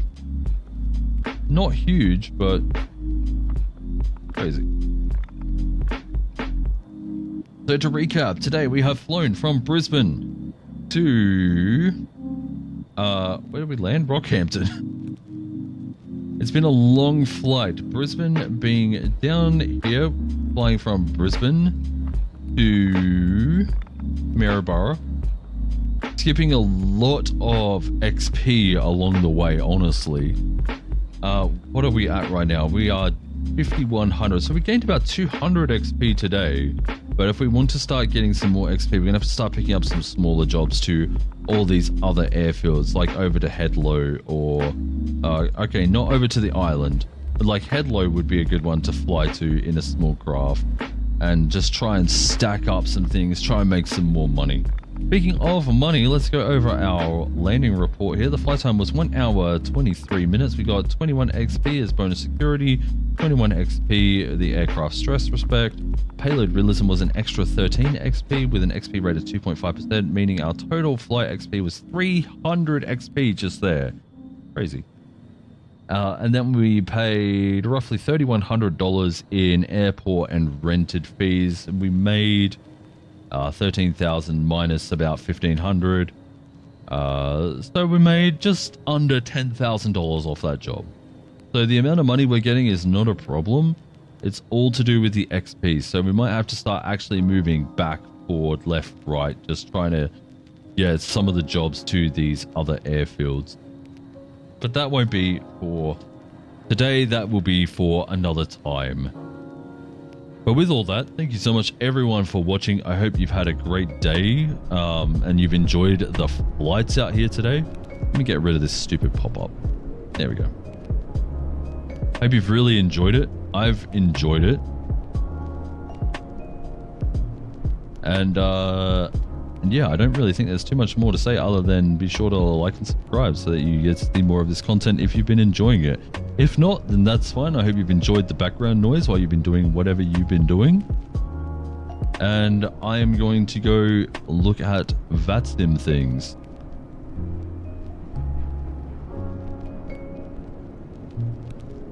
And see if we can get a flight there for another video in a few days. If not, then I'll just put it off and try and find something else to do. Like setting up a new XLR cable and new audio, possibly. We'll see how things go. Thanks everyone so much for watching. I'm out. Take care of yourselves. This has been Chillainous. Hope to see you again sometime real soon. Until then, everyone, take care. Ciao.